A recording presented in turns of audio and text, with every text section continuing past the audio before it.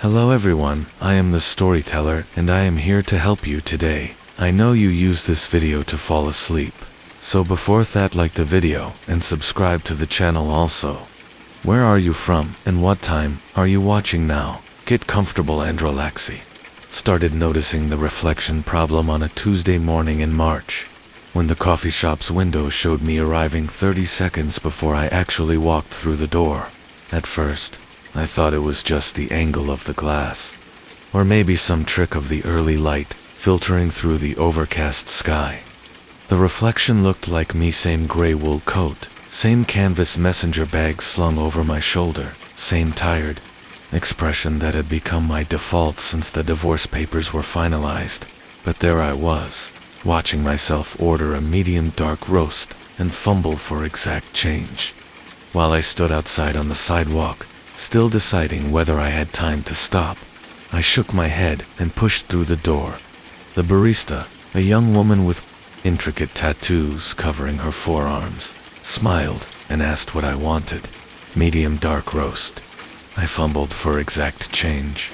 The whole interaction felt rehearsed, like I was following a script I'd already written. But that happens sometimes when you're going through the motions of a routine. 3 months into living alone, I'd developed a lot of routines. The coffee was too hot, as always. I walked to my office 6 blocks away, sipping carefully and watching my breath cloud in the cold air.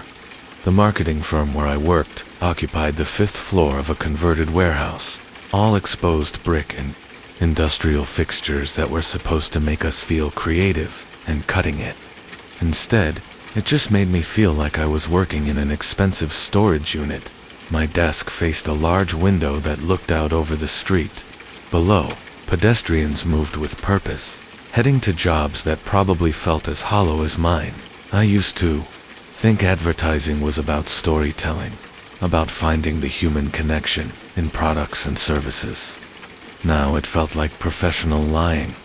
I opened my laptop and began reviewing mock-ups for a client who sold ergonomic office furniture. The tagline we'd developed was "Comfort that works as hard as you do." It was meaningless corporate poetry, but it tested well with focus groups.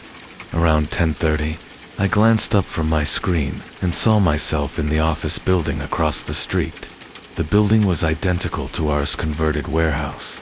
Large windows, the kind of open floor plan that was popular with companies trying to seem innovative, but I could see clear into an office that mirrored the layout of mine perfectly. A man sat at a desk in the exact position where my desk sat, and he was looking directly at me. The man looked exactly like me. He had the same dark hair that I'd been meaning to get cut, the same blue button-down shirt I'd thrown on that morning without much thought. He was even holding a coffee cup that looked identical to the one cooling beside my keyboard. I raised my hand. He raised his hand. I leaned forward. He leaned forward. This had to be some kind of optical illusion, some trick of light and glass and distance. The building across the street was maybe 100 yards away, too far to make out details clearly. My mind was probably filling in familiar patterns, creating a reflection where none could exist. I picked up my phone and called the main number for the building across the street. It rang 4 times before going to an automated directory. I pressed 0 for the operator. "Hi," I said. "This might sound strange, but I'm calling from the building across the street, and I can see into one of your offices. Is there a company called Meridian Marketing on your 5th floor?" There was a pause. "I'm sorry. Could you repeat that? Meridian Marketing. Do they have an office in your building?" "Sir, I show 17 different companies in this building, but I don't see any Meridian Marketing listed." I looked across the street again. The man who looked like me was holding a phone to his ear. "What about individual names?" I asked. "Do you have a tenant named David Chen?" David Chen was my name. "I can't give out tenant information, sir.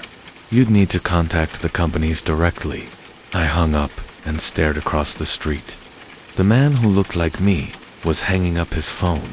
For the rest of the morning, I found myself glancing over every few minutes. The man was always there, always mirroring my movements with uncanny precision. When I got up to refill my coffee, he got up. When I ran my hands through my hair, he ran his hands through his hair. When I checked my phone, he checked his phone. The strangest part was that he seemed to be working on the same project I was. His computer screen wasn't clear enough to read from this distance, but his posture and gestures suggested he was doing the same kind of focused, creative work that filled my days. During lunch, I walked outside and crossed the street to get a closer look at the building. The directory in the lobby listed 17 companies, just as the operator had said. None of them was Meridian Marketing. The fifth floor housed something called Apex Solutions and Hartwell and Associates. I took the elevator to the fifth floor and walked down the hallway until I found the offices that should have corresponded to the location where I'd seen my double. Through the glass doors of Apex Solutions, I could see a typical office environment: cubicles, filing cabinets, people in business, casual clothing, typing at computers. None of them looked like me. But when I returned to my desk and looked across the street, there he was again. Same position, same clothing, same coffee cup. This time, he seemed to be looking directly at me, as if he'd been waiting for me to come back. I spent the afternoon trying to focus on work, but I kept getting distracted by the presence across the street. My productivity plummeted. I found myself taking notes about what my double was doing, trying to identify any discrepancies in our behavior. 2:15 p.m. Both checking email. 2:32 p.m. Both stretching. Rolling shoulders. 2:47 p.m. Both answering phone calls. Has lasted approximately the same duration as mine. 3:23 p.m. Both getting up for coffee. To synchronization was perfect. To perfect. That evening, I stayed late at the office. Most of my coworkers had left by 6, and the building settled into the quiet hum of after-hours lighting and heating systems.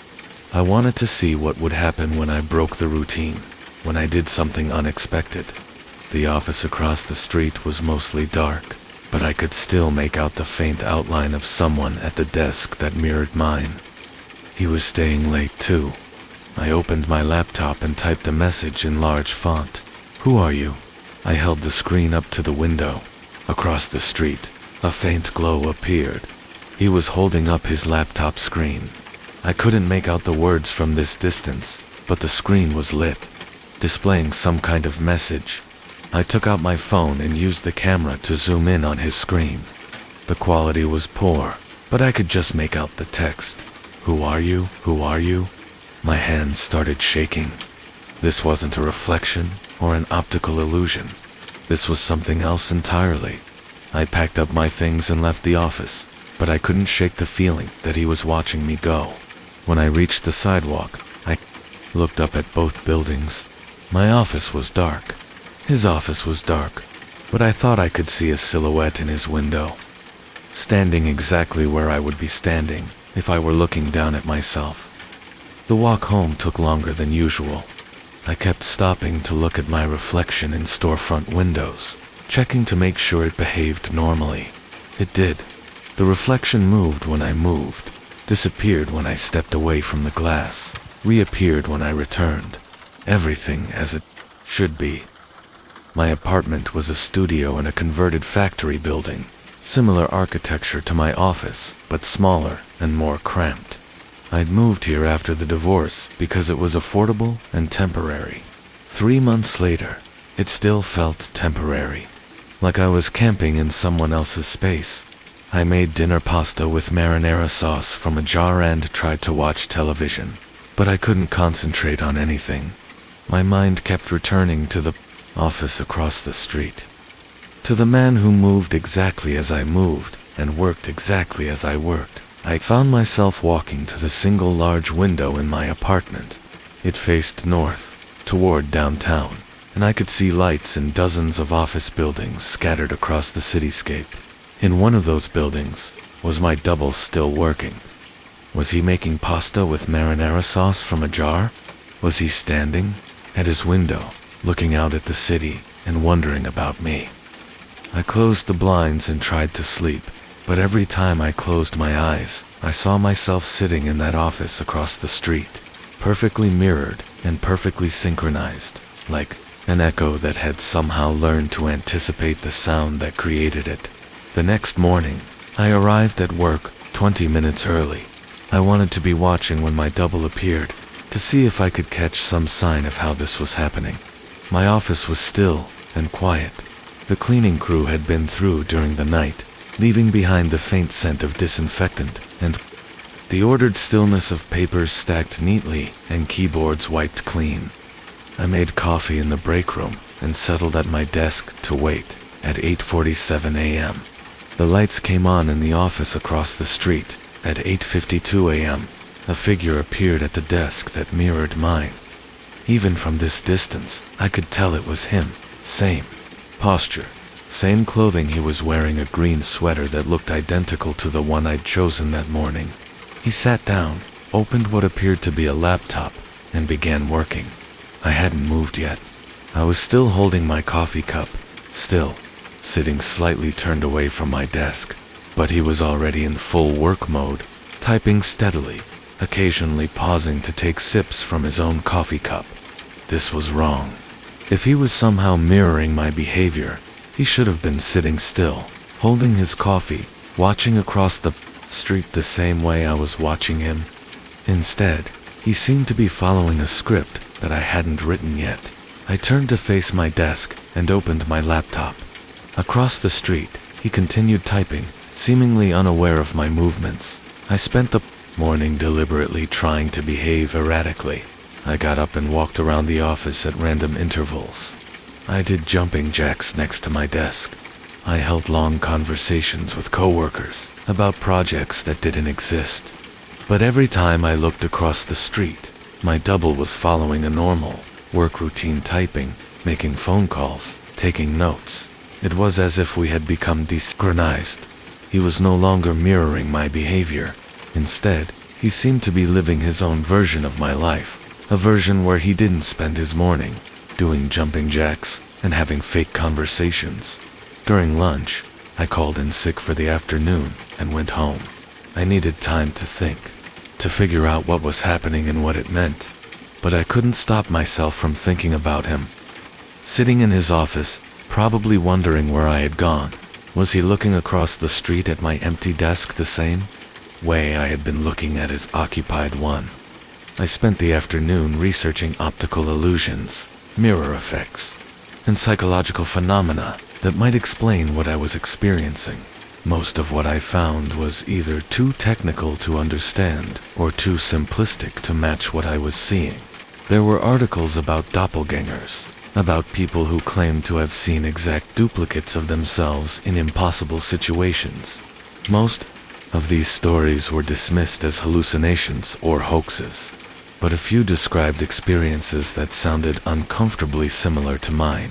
One account, posted on an obscure paranormal forum, described a woman who noticed her reflection in a store window was wearing different clothes than she was.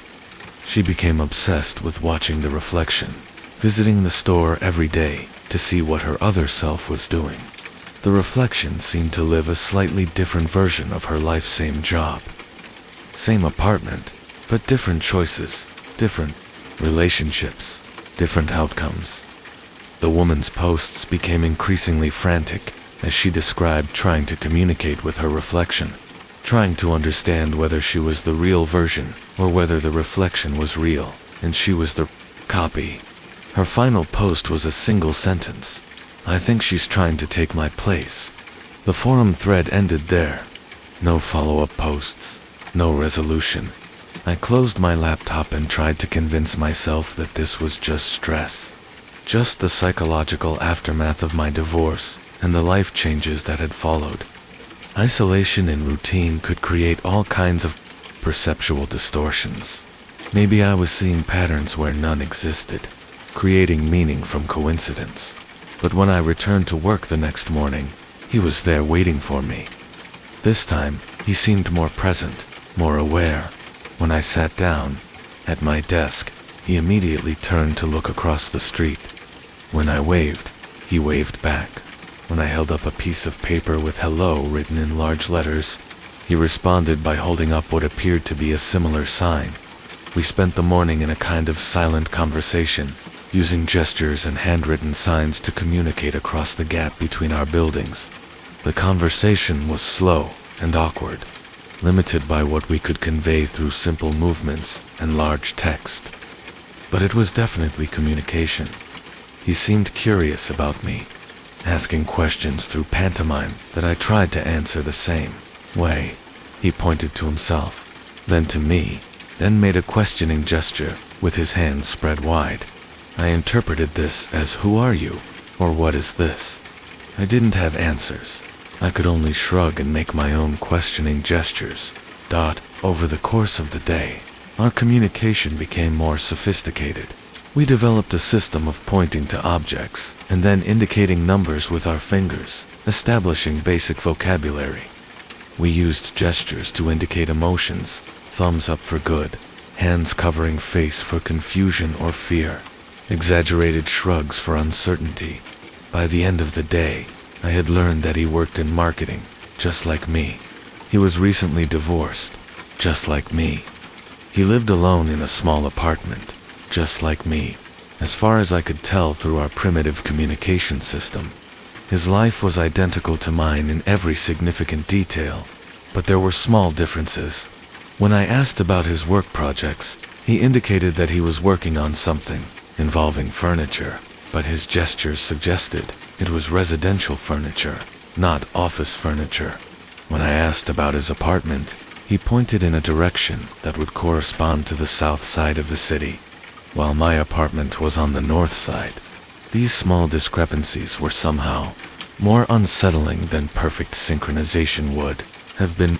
It suggested that he wasn't just a reflection or a mirror image, but a separate person living a parallel version of my life. That evening, I found myself reluctant to leave the office. As long as we were both at our desks, separated by distance and glass, the situation felt manageable. It was strange and inexplicable, but it was contained. But what would happen if I tried to meet him in person? What would happen if I crossed the street and found a way into his building, into his office? The thought filled me with a dread I couldn't quite articulate. It wasn't fear of physical danger, but something deeper, a fear that some fundamental rule of reality would be violated. That the careful separation between his world and mine would collapse with consequences I couldn't predict. I stayed at my desk until well after dark, watching him work across the street. He seemed to be staying late too, as if he was as reluctant as I was to break the connection we had established. Finally, exhaustion forced me to leave. As I packed up my things, I saw him doing the same. We walked to our respective windows and waved goodbye, two figures separated by hundreds of yards and several layers of glass, acknowledging each other across an impossible divide. The next few days fell into a routine. I would arrive at work early and wait for him to appear. We would spend the morning working on our respective projects, occasionally pausing to communicate through our system of gestures and signs. During lunch, we would both sit by our windows and eat, sometimes holding up our food to show each other what we were having. I found myself looking forward to these interactions. For the first time since my divorce, I felt like I had a genuine connection with another person. It didn't matter that our communication was limited, or that he might not even be real in any conventional sense. He was someone who understood me, completely, because he was, in some essential way, me. But the connection came with an increasing sense of anxiety. The more time I spent watching him, the more I noticed the small ways in which his life differed from mine. He seemed more confident, more decisive. When he made phone calls, his body language suggested authority and control. When he interacted with coworkers, he appeared more engaged, more socially comfortable. It was as if I was watching a better version of myself, a version who had made different choices or had different opportunities. This other David Chen had the same job, the same basic circumstances, but he seemed to be thriving in ways that I was not. The comparison became consuming. I started taking notes on his behavior, trying to identify exactly what he was doing differently. I noticed that he took fewer coffee breaks than I did. He spent less time staring out the window and more time focused on his computer screen. When he got phone calls, he answered immediately, rather than letting them ring a few times while he decided whether he wanted to deal with whatever the caller wanted. These were small differences, but they suggested a fundamental difference in approach. He seemed to be fully engaged with his life, while I felt like I was just going through the motions. I began trying to imitate his behavior, to see if I could achieve the same sense of purpose and confidence that I observed in him. I forced myself to answer phone calls immediately. I eliminated unnecessary breaks and distractions. I tried to project the same kind of authoritative body language during meetings and presentations, but the imitation felt hollow and forced. I was performing a version of professionalism rather than actually feeling more professional. And across the street, he continued to seem natural and authentic in ways that I couldn't replicate. The more I watched him, the more I became convinced that he was not just a parallel version of me, but a superior version. He was what I could have been if I had made better choices, worked harder, been more focused and intentional about building the life I wanted. This realization brought with it a growing resentment. Why should he get to live the better version of my life while I was stuck with this one? What cosmic accident or injustice had placed me in the inferior position while he got to be the successful one? I began to suspect that he was aware of my feelings, that he could sense my envy and frustration. Sometimes when I looked across the street, he seemed to be watching me with an expression that I interpreted as pity or condescension. He would give a little wave, as if he was trying to reassure me, but the gesture felt patronizing. On Friday afternoon, I made a decision that had been building all week. Instead of going home after work, I walked across the street to his building. The lobby was nearly identical to the lobby of my building's same industrial design, same exposed brick walls, same directory listing companies I'd never heard of. But the atmosphere felt different, more vibrant somehow. The lighting was warmer, the sounds more purposeful. I took the elevator to the 5th floor and walked down the hallway until I found the office that corresponded to his location. Through the glass doors, I could see the familiar same open floor plan, the same arrangement of desks and workstations. But the office was empty. Everyone had gone home for the weekend. I tried the door handle. It was locked, as I had expected, but I could see clear through to the window where I had been watching him work all week. The desk that should have been his was vacant, with no personal items, no computer, no sign that anyone had been working there recently. I stood there for several minutes, trying to understand what I was seeing. If his office was empty, then who had I been watching? If no one worked at that desk, then who had I been communicating with? I took the elevator back down to the lobby and approached the security desk. "Excuse me?" I said to the guard, a man with gray hair and a bored expression. "I'm trying to find someone who works on the 5th floor. Apex Solutions, I think." "What's the name?" "David Chen." The guard consulted a computer terminal, typing slowly with 2 fingers. After a few moments, he shook his head. "No, David Chen, listed in the building directory." "You sure you got the right building? What about Apex Solutions? Do they have someone who works at the desk by the east window?" "I can't give out specific information about where people sit," the guard said. "You'd need to contact the company directly." I thanked him and walked back outside. The sun was setting, casting long shadows across the street. I looked up at both buildings, my office building and his office building. Both were mostly dark, with just a few scattered windows still lit. But in his window, the window I had been watching all week, there was a faint glow. I crossed the street and used my key card to enter my own building. The elevator ride to the 5th floor felt longer than usual, filled with a dread that I couldn't name. The hallway was dark and empty, but I could see light coming from under the door to my office suite. I unlocked the door and stepped inside. The office was exactly as I had left it, but somehow different. The lighting seemed brighter, the colors more saturated. My desk looked the same, but it felt more organized, more purposeful, and sitting at my desk, facing the window, was David Chen. He looked exactly like me, but he was wearing a suit I had never owned, a dark gray wool that fit perfectly and looked expensive. His hair was cut shorter than mine, styled in a way that looked professional and confident. He was typing on my computer, working on something that required intense concentration. I stood in the doorway, unable to move or speak. This was impossible. I was David Chen.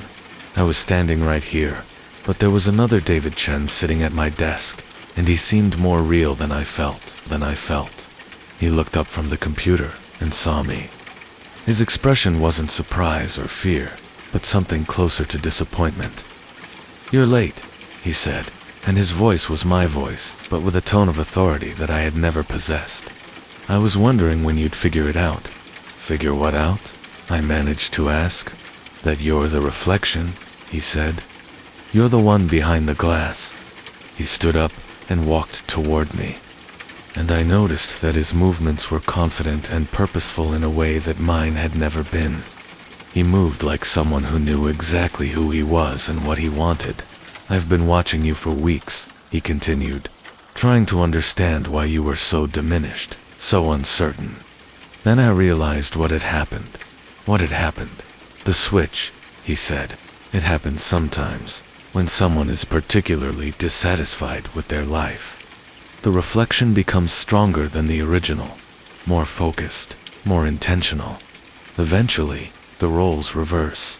I backed toward the door, but it seemed farther away than it should have been. "You've been living behind the glass," he said, "watching the real world through windows, never quite able to touch it or change it, just observing, always observing." "That's not true," I said, but even as I spoke the words, I wasn't sure. "Think about it," he said. "When was the last time you had a real conversation with someone? When was the last time you made a decision that actually mattered? When was the last time you felt like you were really here, really present in your own life?" I couldn't answer. The questions cut too deep, touched on doubts I had been carrying for months, without fully acknowledging them. "I've been living your life," he said. "The life you were too afraid to live. Making the choices you were too uncertain to make. Building the relationships you were too isolated to build. But I'm here," I said. "I'm standing right here." He smiled, and it was a sad, pitying expression. "Are you? Or are you just a reflection that thinks it's real?" The office around us began to shimmer, like heat waves rising from hot pavement.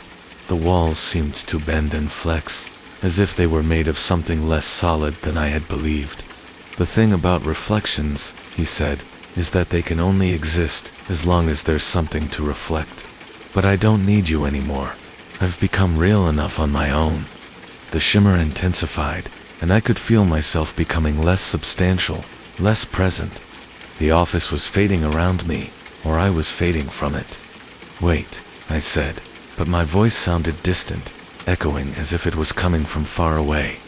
He was already turning back to the desk, back to the computer, back to the life that had once been mine. "Don't worry," he said without looking at me.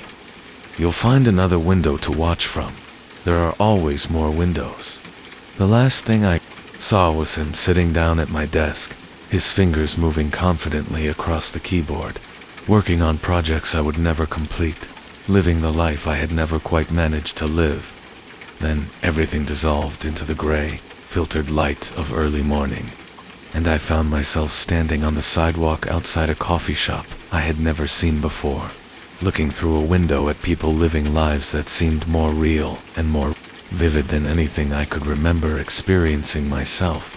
I pressed my palm against the glass, and somewhere on the other side, someone who looked exactly like me was walking toward the door, about to start another day in a world I could only observe, but never truly enter. The reflection moved when I moved, but I was no longer sure which one of us was the reflection, and which one was real. All I knew was that I was stuck behind the glass, watching life happen to someone else who wore my face and lived in the spaces I had once called home. And in coffee shops and office buildings all across the city, other figures stood at other windows, pressing their palms against the glass and watching their own lives being lived by people who had learned to be more real than they were. The mirror in my apartment had always been slightly off-center, tilted just enough to catch the afternoon light at an uncomfortable angle. I'd been meaning to adjust it for months, but like most small irritations in life, I'd learned to work around it instead of fixing it. Every morning I'd lean left to brush my teeth, duck right to shave, performing this awkward dance with my own reflection until it became as natural as breathing. That Tuesday in March, something changed. I was running late for work, rushing through my morning routine with the practiced efficiency of someone who'd done the same thing every day for 3 years. Coffee brewing, shower running, news playing in the background, the comfortable chaos of a life lived on autopilot. I was halfway through shaving when I noticed it. My reflection was shaving the left side of its face while I worked on the right. I stopped, razor suspended in mid-stroke, watching as the figure in the mirror continued its methodical scraping motion. The movement was precise, deliberate, completely out of sync with my own frozen hand. A drop of shaving cream fell from my blade and landed in the sink with a soft plop. The reflection looked up. For a moment that stretched like taffy. We stared at each other, two identical faces, wearing identical expressions of confusion and growing alarm. Then, as if someone had pressed a reset button, everything snapped back into place. My reflection moved exactly as I moved, mirrored my tentative wave, matched my bewildered blink. I convinced myself it was fatigue. I'd been pulling extra hours at the office, surviving on coffee and takeout, sleeping maybe 4 hours a night. The mind plays tricks when it's operating on fumes. Everyone knows that. I finished shaving with careful attention to the mirror, watching for any sign of the disconnection I thought I'd witnessed. But everything behaved exactly as it should. At work, I couldn't shake the memory. It clung to me like smoke, seeping into every conversation and task. My colleague Sarah noticed my distraction during our 10 o'clock meeting. "You look like you've seen a ghost," she said, sliding a cup of coffee across the conference table. "Everything okay?" I wanted to tell her about the mirror, about the impossible moment when my reflection had acted independently, but the words sounded insane even in my head. Instead, I blamed it on stress, on the Peterson account that had been consuming my life for weeks, on anything that sounded rational and professional. That evening, I stood in my bathroom for 20 minutes, studying the mirror from every possible angle. I touched its surface, checking for warped glass or distortions that might explain what I'd seen. The reflection behaved perfectly, mimicking every gesture with mechanical precision. When I waved, it waved. When I smiled, it smiled. When I leaned closer to examine my eyes for signs of sleep deprivation, it leaned closer too. But there was something in those reflected eyes that hadn't been there before. A knowingness, a sense that the person looking back at me was aware of being watched. I turned off the bathroom light and went to bed, but sleep came in fragments. Every time I closed my eyes, I saw that moment of disconnection, that instant when the mirror had shown me something that couldn't exist. I kept telling myself it was stress, exhaustion, the product of too many late nights and too much caffeine. By morning, I'd almost convinced myself it had never happened at all. The next day brought rain and the kind of gray light that makes everything look underwater. I moved through my routine with deliberate normalcy, forcing myself to focus on each mundane task: brush teeth, check emails, iron shirt. The mirror behaved exactly as mirrors should, reflecting nothing more than my sleep-deprived face and growing anxiety.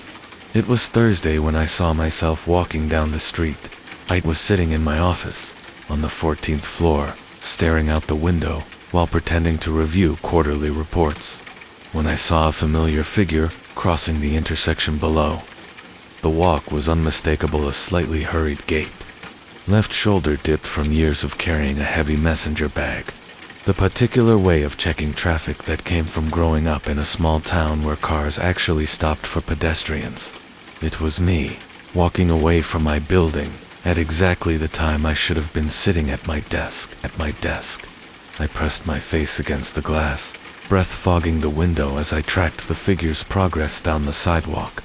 The man wore my jacket, carried my bag, moved with my distinctive blend of purpose and uncertainty. But I was here, 14 floors up, watching myself disappear around a corner, like any other stranger on the street. My hands shook as I reached for my phone, some irrational part of my brain convinced that if I called my own number, the walking figure would answer.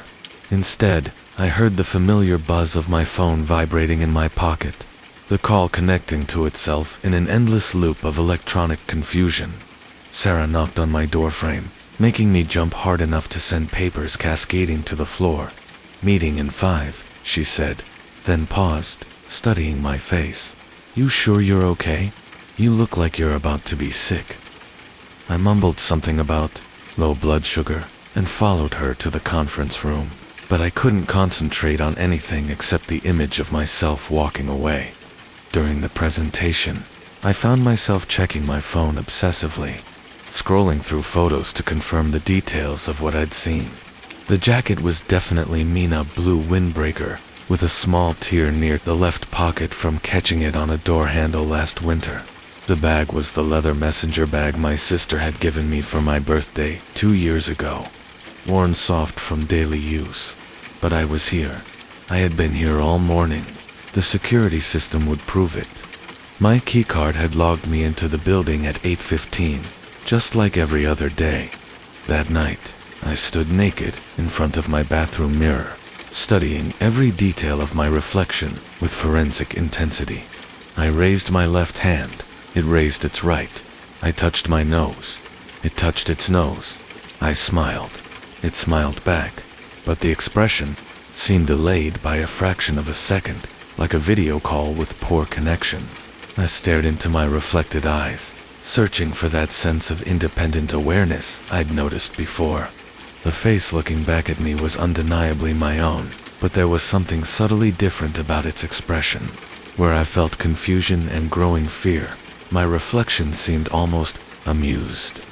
"What do you want?" I whispered to the glass. My reflection mouthed the same words, but I could swear it finished the sentence a beat before I did. I started documenting everything: time, location, duration, treating my apparent psychological breakdown with the same methodical approach I used for work projects. If I was losing my mind, at least I'd have a comprehensive record of the process. The incidents escalated in frequency and strangeness. On Friday, I caught my reflection waving at someone off to the side while I stared straight ahead. On Saturday, I watched myself in the mirror as I brushed my teeth, but my reflection was clearly chewing something, jaw working rhythmically, while my mouth remained full of toothpaste foam. Sunday brought the most disturbing encounter yet. I was shaving again, having developed an obsessive need to watch my reflection during this daily ritual, when I realized my mirror self was looking directly at me instead of at its own face in the glass. While I focused on not cutting myself with a razor, my reflection maintained steady eye contact. Studying me with clinical interest, I set down the razor and stepped back from the mirror. My reflection remained exactly where it was, hands still, positioned as if holding a razor, eyes still locked on mine with that knowing expression. "This isn't real," I said aloud, my voice echoing strangely in the small bathroom. My reflection opened its mouth, but no sound emerged. Instead, it mouthed words I could barely make out. "Neither are you." I stumbled backward, hitting the bathroom door with enough force to rattle the frame. When I looked back at the mirror, everything had returned to normal. My reflection moved in perfect synchronization, matching my confused gestures and rapid breathing. But I knew what I'd seen. More importantly, I knew what I'd heard, even in silence. The walking incidents increased too. I began seeing myself everywhere waiting for the bus I wasn't taking. entering restaurants I'd never visited, shopping in stores I had no need for. Always the same figure, always wearing my clothes, always moving with my particular mannerisms. The strangest part wasn't seeing these impossible duplicates. It was how no one else seemed to notice them. I started carrying a small digital camera, determined to capture evidence of these encounters. But every photo came out normal busy street, scenes with no sign of my doppelganger. Despite my clear memory of watching myself walk through the frame moments before clicking the shutter, my sleep deteriorated into brief, anxious naps, punctuated by hours of staring at the ceiling. I'd find myself getting up multiple times each night to check the bathroom mirror, looking for signs of the independence I knew was lurking beneath its silver surface. Sometimes I'd catch subtle discrepancies, my reflection blinking when my eyes were open, or maintaining a neutral expression while I frowned with concentration. The breaking point came on a Wednesday morning, 2 weeks after the first incident. I was running late again, rushing through my routine with desperate efficiency. In my haste, I knocked over my coffee mug, sending hot liquid splashing across the bathroom counter and floor. I bent to grab a towel from the cabinet under the sink, cursing my clumsiness and calculating whether I had time to make another cup before leaving for work. When I straightened up, I found my reflection standing calmly upright, completely dry, holding a full mug of coffee that hadn't existed moments before. We stared at each other in mutual recognition. This wasn't a trick of tired eyes or a stress-induced hallucination. This was something else entirely, something that had been building in intensity and audacity over the past 2 weeks. My reflection raised the coffee mug in a mock toast, then drank deeply while maintaining eye contact. I could see its throat, working as it swallowed, could almost taste the bitter warmth myself. Then it set the mug down on what should have been the mirror's representation of my messy counter, but appeared instead as a clean, organized surface. "What are you?" I whispered. My reflection smiled, not the expression I was making, but its own, independent expression of satisfaction and growing confidence. It reached into its pocket and pulled out something I couldn't quite make out, something that caught the light like metal or glass. Then it held up a single finger in a gesture that was unmistakably a request for patience. Wait, it was telling me, just wait.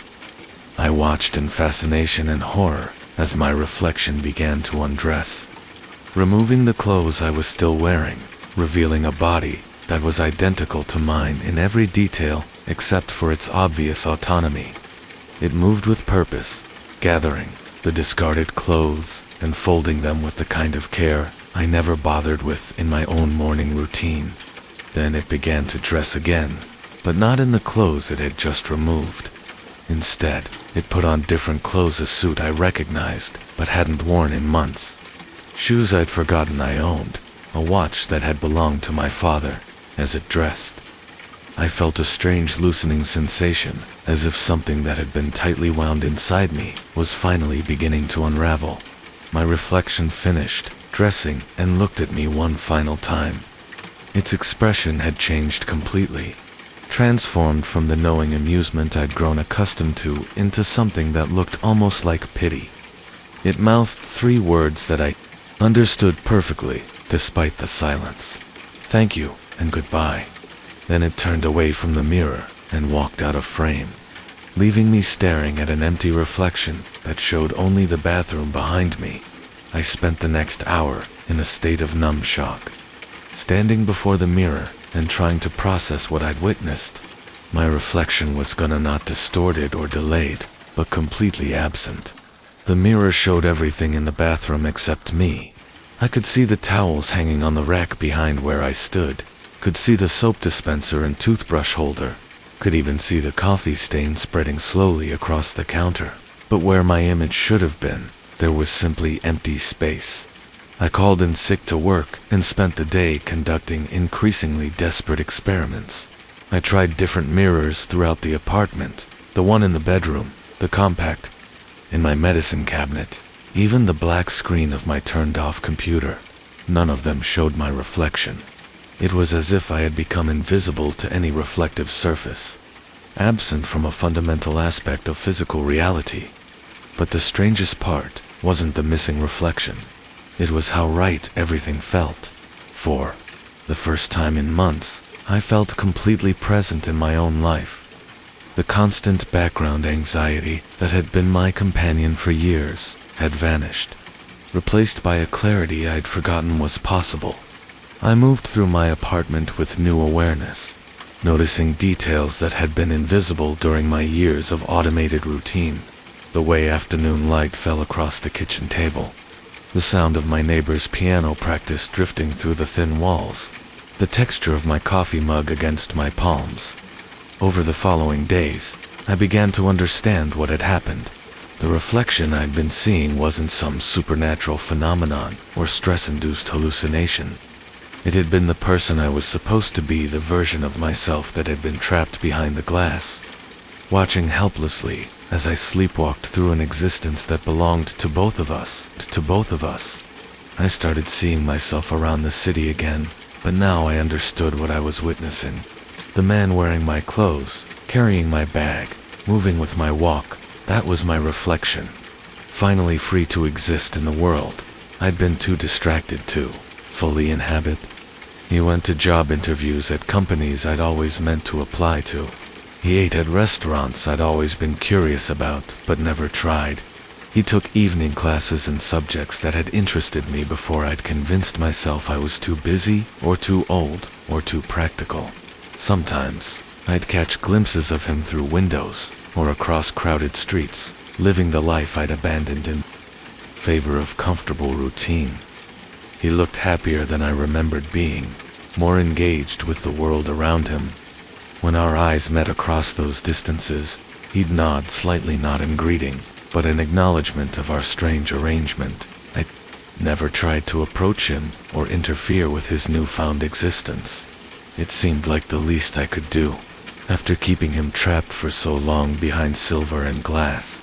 Now I live without mirrors, without reflections, without the constant reminder of what I look like to the world. Instead, I exist purely from the inside, experiencing each moment without the narcissistic distraction of my own image.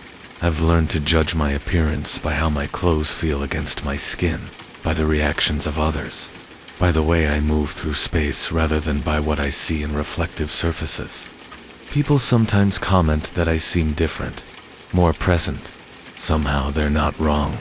I am more present, because I'm no longer divided between the person living my life and the person watching it happen from behind the glass. But late at night, when the city grows quiet and the darkness feels thick enough to touch, I sometimes wonder if I made the right choice, because while I gained presence and clarity, I lost something fundamental, the ability to see myself as others see me, to confirm my own existence through reflection. And sometimes, in the corner of my vision, I catch glimpses of movement in windows or computer screens, shapes that might be trying to wave at me from the other side of glass. I never look directly, because I'm afraid of what I might see looking back. Or worse, afraid that I might see nothing at all, just empty space, where something used to be. The mirror in my bathroom remains slightly off-center, tilted at that same uncomfortable angle, but now it reflects only the room behind me, showing a space that looks somehow incomplete, as if it's missing a crucial element that once gave it meaning. I've been meaning to adjust it for months, but like most small irritations in life, I've learned to work around it instead of fixing it. The day I first saw myself walking away, I was standing at my kitchen window with a cup of coffee that had gone cold in my hands. It was 7:30 in the morning, and I'd been awake since 5, unable to shake the restless energy that had been building in me for weeks. The divorce papers were signed, the house was mine alone, and I should have felt relief. Instead, I felt suspended in a kind of gray limbo, watching my neighbors begin their daily routines, while I remained frozen in mine. Mrs. Chen was retrieving her newspaper from the driveway, her small dog circling her legs in tight, anxious loops. The mailman was making his rounds 3 houses down, his truck's engine creating a steady hum that mixed with the distant sound of traffic on the main road.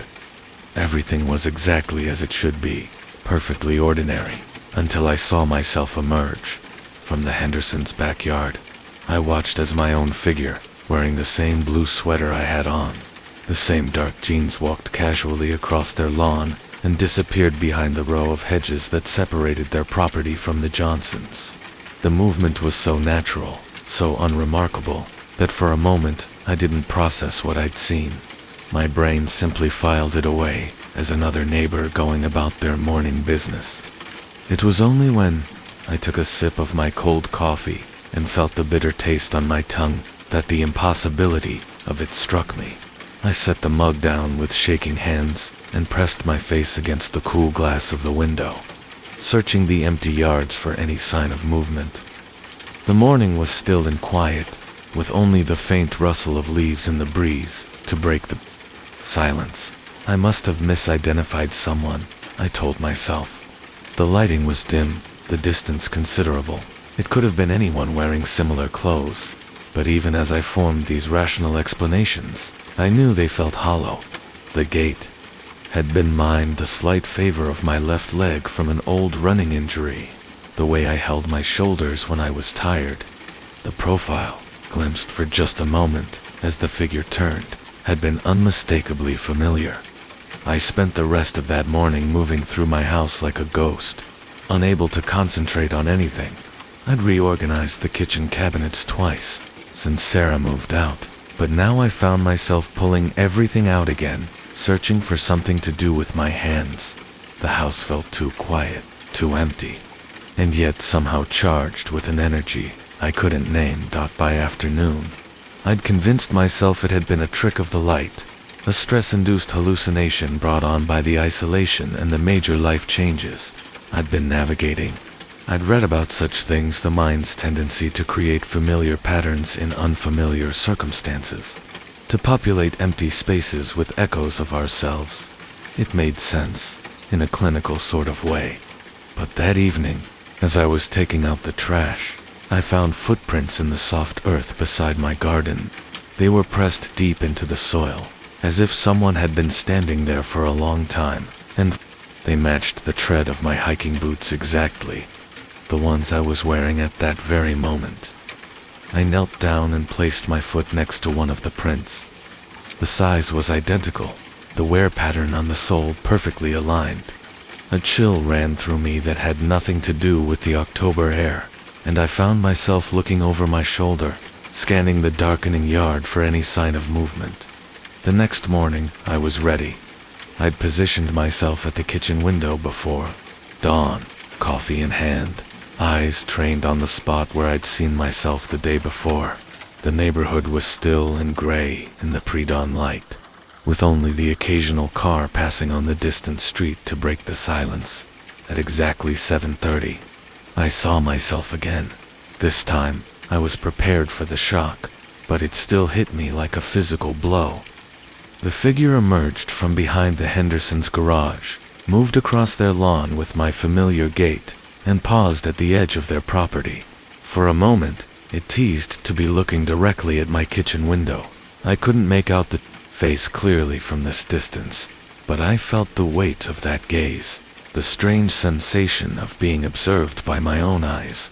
Then, just as the day before, the figure disappeared behind the hedges. I didn't hesitate this time. I set down my coffee and ran for the back door, my bare feet slapping against the cold tiles of the kitchen floor. I burst outside and sprinted across my yard, vaulting the low fence that separated my property from the Hendersons. The morning air was sharp and clean, carrying the scent of dew and dying leaves. But when I reached the spot where I'd seen myself, there was nothing. No footprints in the grass, no lingering warmth in the air, no sign that anyone had been there at all. I stood in the middle of the Hendersons' yard, breathing hard, feeling foolish and frightened in equal measure. "David, is everything all right?" I turned to see Mrs. Henderson standing at her back door, her robe pulled tight around her thin frame. Her expression was concerned but wary, the look of someone who's encountered a neighbor behaving strangely and isn't quite sure how to handle it. "I'm sorry, Mrs. Henderson. I thought I saw someone in your yard." She looked around the empty lawn, then back at me with a puzzled frown. "I've been up for an hour, dear. I haven't seen anyone." I apologized again and retreated to my own yard, acutely aware of her eyes following me as I walked away. The encounter left me feeling exposed and vulnerable, as if I'd revealed something about myself that I wasn't ready to share. But it also confirmed something I'd been hoping to avoid. Whatever I was seeing, it wasn't visible to others. The pattern continued for the next week. Every morning at 7:30, I would see myself walking across the Hendersons' yard, and every morning I would try to intercept this other version of myself, only to find nothing there. I began to document these encounters, keeping a notebook with detailed descriptions of what I saw, what I wore, the exact path the figure took across the lawn. The entries became increasingly frantic as the days passed. I noted that the figure never seemed to acknowledge my presence at the window, never looked up or waved or showed any sign of awareness that it was being watched. It simply moved through its routine with mechanical precision, appearing and disappearing at exactly the same times, following exactly the same path. I started leaving my house earlier, positioning myself in different locations around the neighborhood, trying to catch a glimpse of where this other version of myself was coming from, or going to. But no matter where I stationed myself, I never saw anything beyond that brief transit across the Hendersons' lawn. The lack of sleep was beginning to tell. I'd taken leave from work, claiming a family emergency. But the truth was I couldn't concentrate on anything beyond this daily vigil. My apartment became a staging ground for my observations, the kitchen table covered with maps of the neighborhood, sketches of the figure's movements, and increasingly wild theories about what might be happening to me.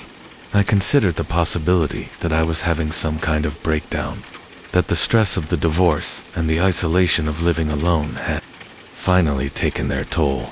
But the footprints I'd found that first evening were real, and they'd appeared again several times since, always in the same spot beside my garden, always matching my boots exactly.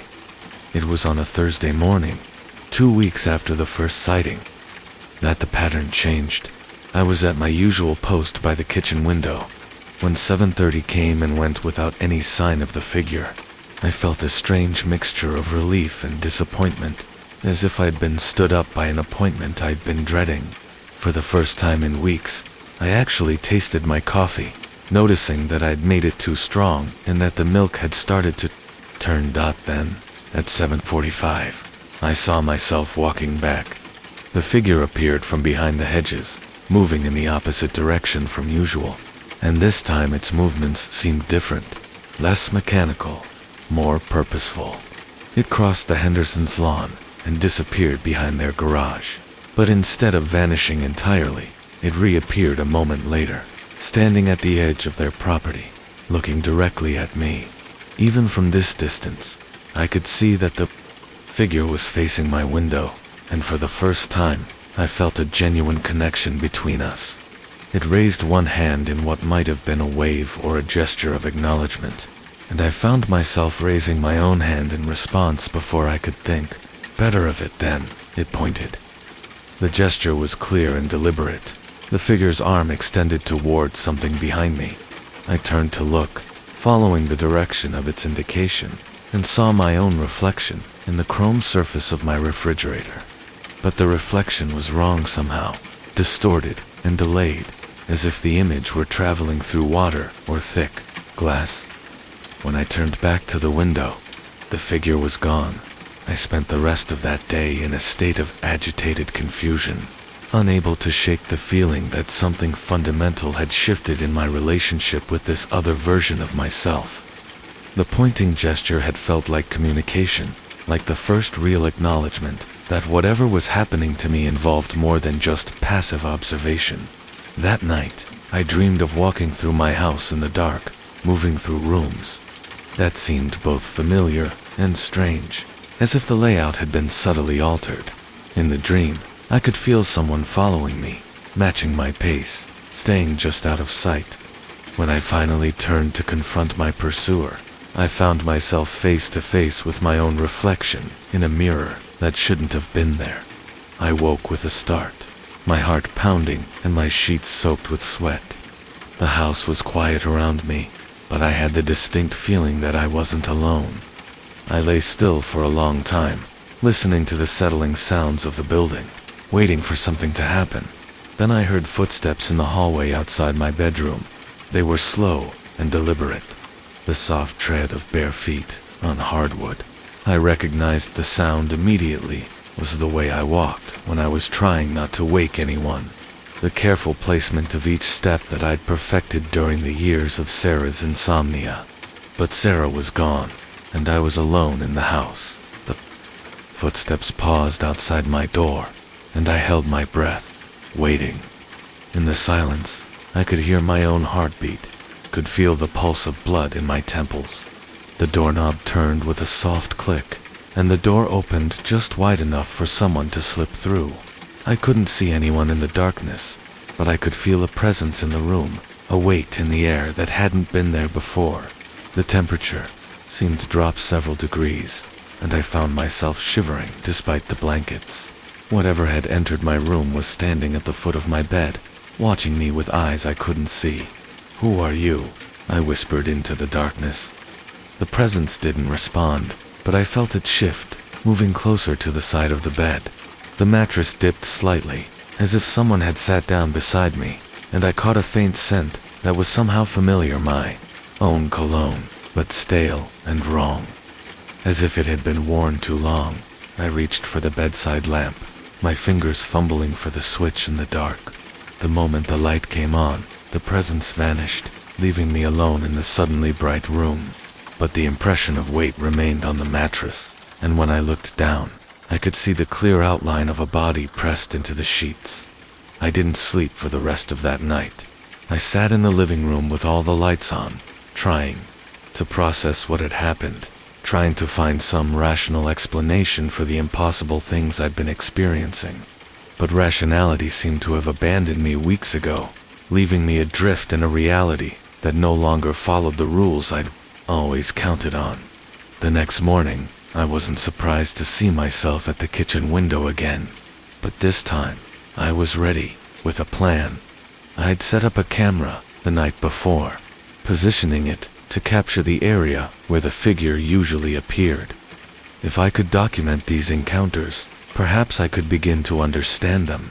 At the very least, I'd have proof that something was actually happening, that I wasn't simply losing my mind. At 7:30, the figure appeared on schedule, but this time it moved differently. Instead of crossing the lawn in its usual path, it walked directly toward my house, stopping just outside the fence that separated my yard from the Hendersons. For the first time, I could see its face clearly. It was mine, but wrong. The features were identical, but the expression was empty, vacant, as if no one was home behind those familiar eyes. The figure stood there for a long moment, staring at my kitchen window, and I found myself unable to look away, despite the growing sense of dread that filled my chest. Then it smiled. The expression was grotesque on my own face, a wide, unnatural grin that stretched the muscles in ways that seemed painful. It was the smile of someone who had never learned how to smile properly, who was mimicking the gesture without understanding its meaning. I grabbed the camera and ran outside, determined to confront this thing once and for all. But as I burst through the back door, I found myself face to face with nothing but empty air. The figure was gone, vanished as completely as if it had never been there. But when I checked the camera later, I found something that made my blood run cold. The footage showed me standing in my kitchen, looking out the window, but there was no sign of any figure in the yard. According to the camera, I had spent 15 minutes staring at nothing, occasionally gesturing and moving as if I were responding to something only I could see. The timestamp on the footage showed that I had been standing there for exactly 15 minutes, but my memory of the encounter felt much longer. I rewound the footage and watched it again, studying my own face for any sign of deception or delusion. But the person on screen looked tired and stressed. Nothing more, nothing more. I was losing time, losing track of what was real and what wasn't. The boundaries between my perceptions and reality were becoming increasingly blurred, and I was beginning to wonder if the figure I'd been seeing was just a manifestation of my own fractured psyche. But that afternoon, everything changed. I was sorting through old photographs, looking for something to anchor me to a time when the world had made sense, when I found a picture that stopped me cold. It was a shot Sarah had taken of me the previous summer, standing in the Hendersons' backyard during a neighborhood barbecue. I was wearing the same blue sweater, the same dark jeans, and I was walking across their lawn with exactly the same gait. I'd been observing every morning for weeks. The photograph was dated 3 months before I'd started seeing the figure. I stared at the image for a long time, trying to understand what it meant.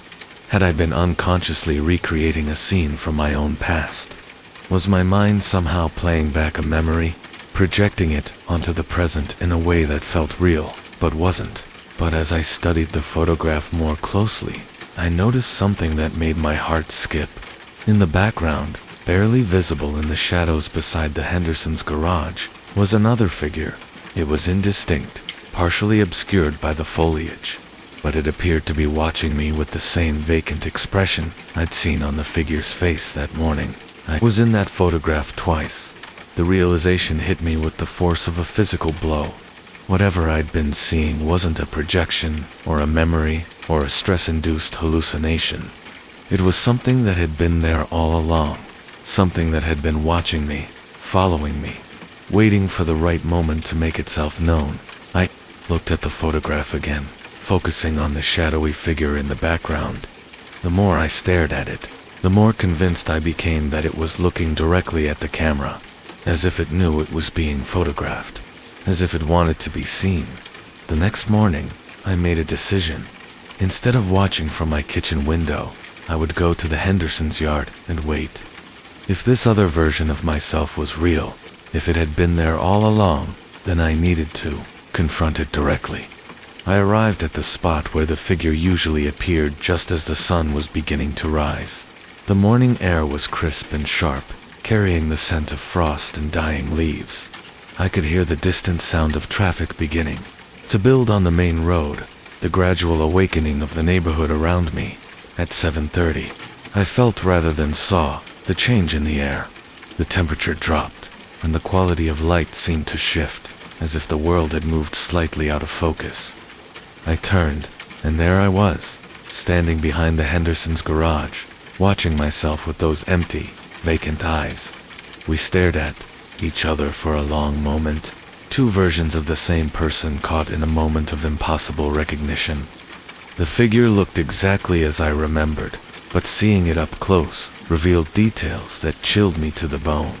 Its clothes were identical to mine, but they hung wrong, as if they'd been put on by someone who didn't quite understand how fabric should drape over a human body. "What do you want?"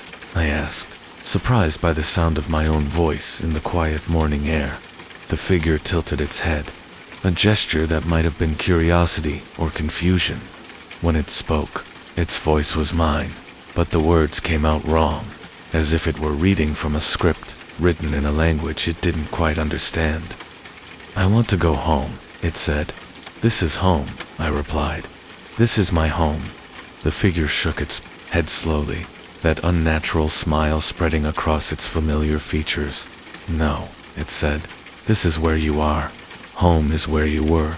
I felt a chill that had nothing to do with the morning air. "Where I was when? Before you left," the figure said. "Before you walked away." The words hit me like a physical blow.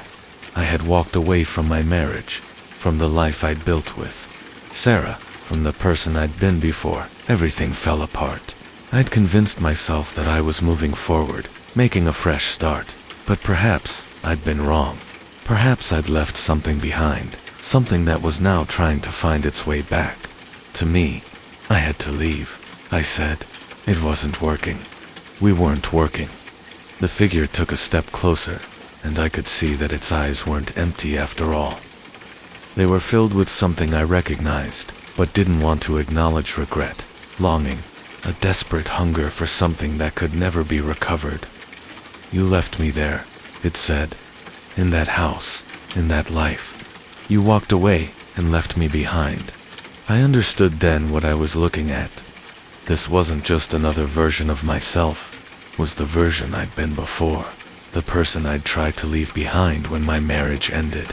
It was the David who had believed in forever, who had trusted in the permanence of love, who had thought he could build a life that would last. "I couldn't stay," I whispered. "I couldn't be that person anymore." The figure smiled that terrible smile again. "But I'm still there," it said. "I'm still in that house, still married, still believing. And every morning, I walk away from that life to come find you." The implications of what it was saying began to sink in.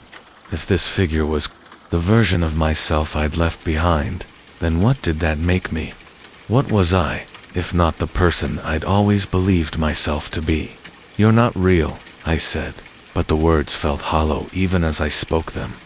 The figure laughed, a sound that was neither warm nor cold, but something in between. "Which one of us is real?" it asked. "The one who stayed or the one who left? The one who remembers or the one who forgot?" I wanted to argue, to insist on my own reality, but doubt was creeping in at the edges of my certainty. The past few weeks had been like living in a dream, moving through routines that felt increasingly hollow and meaningless.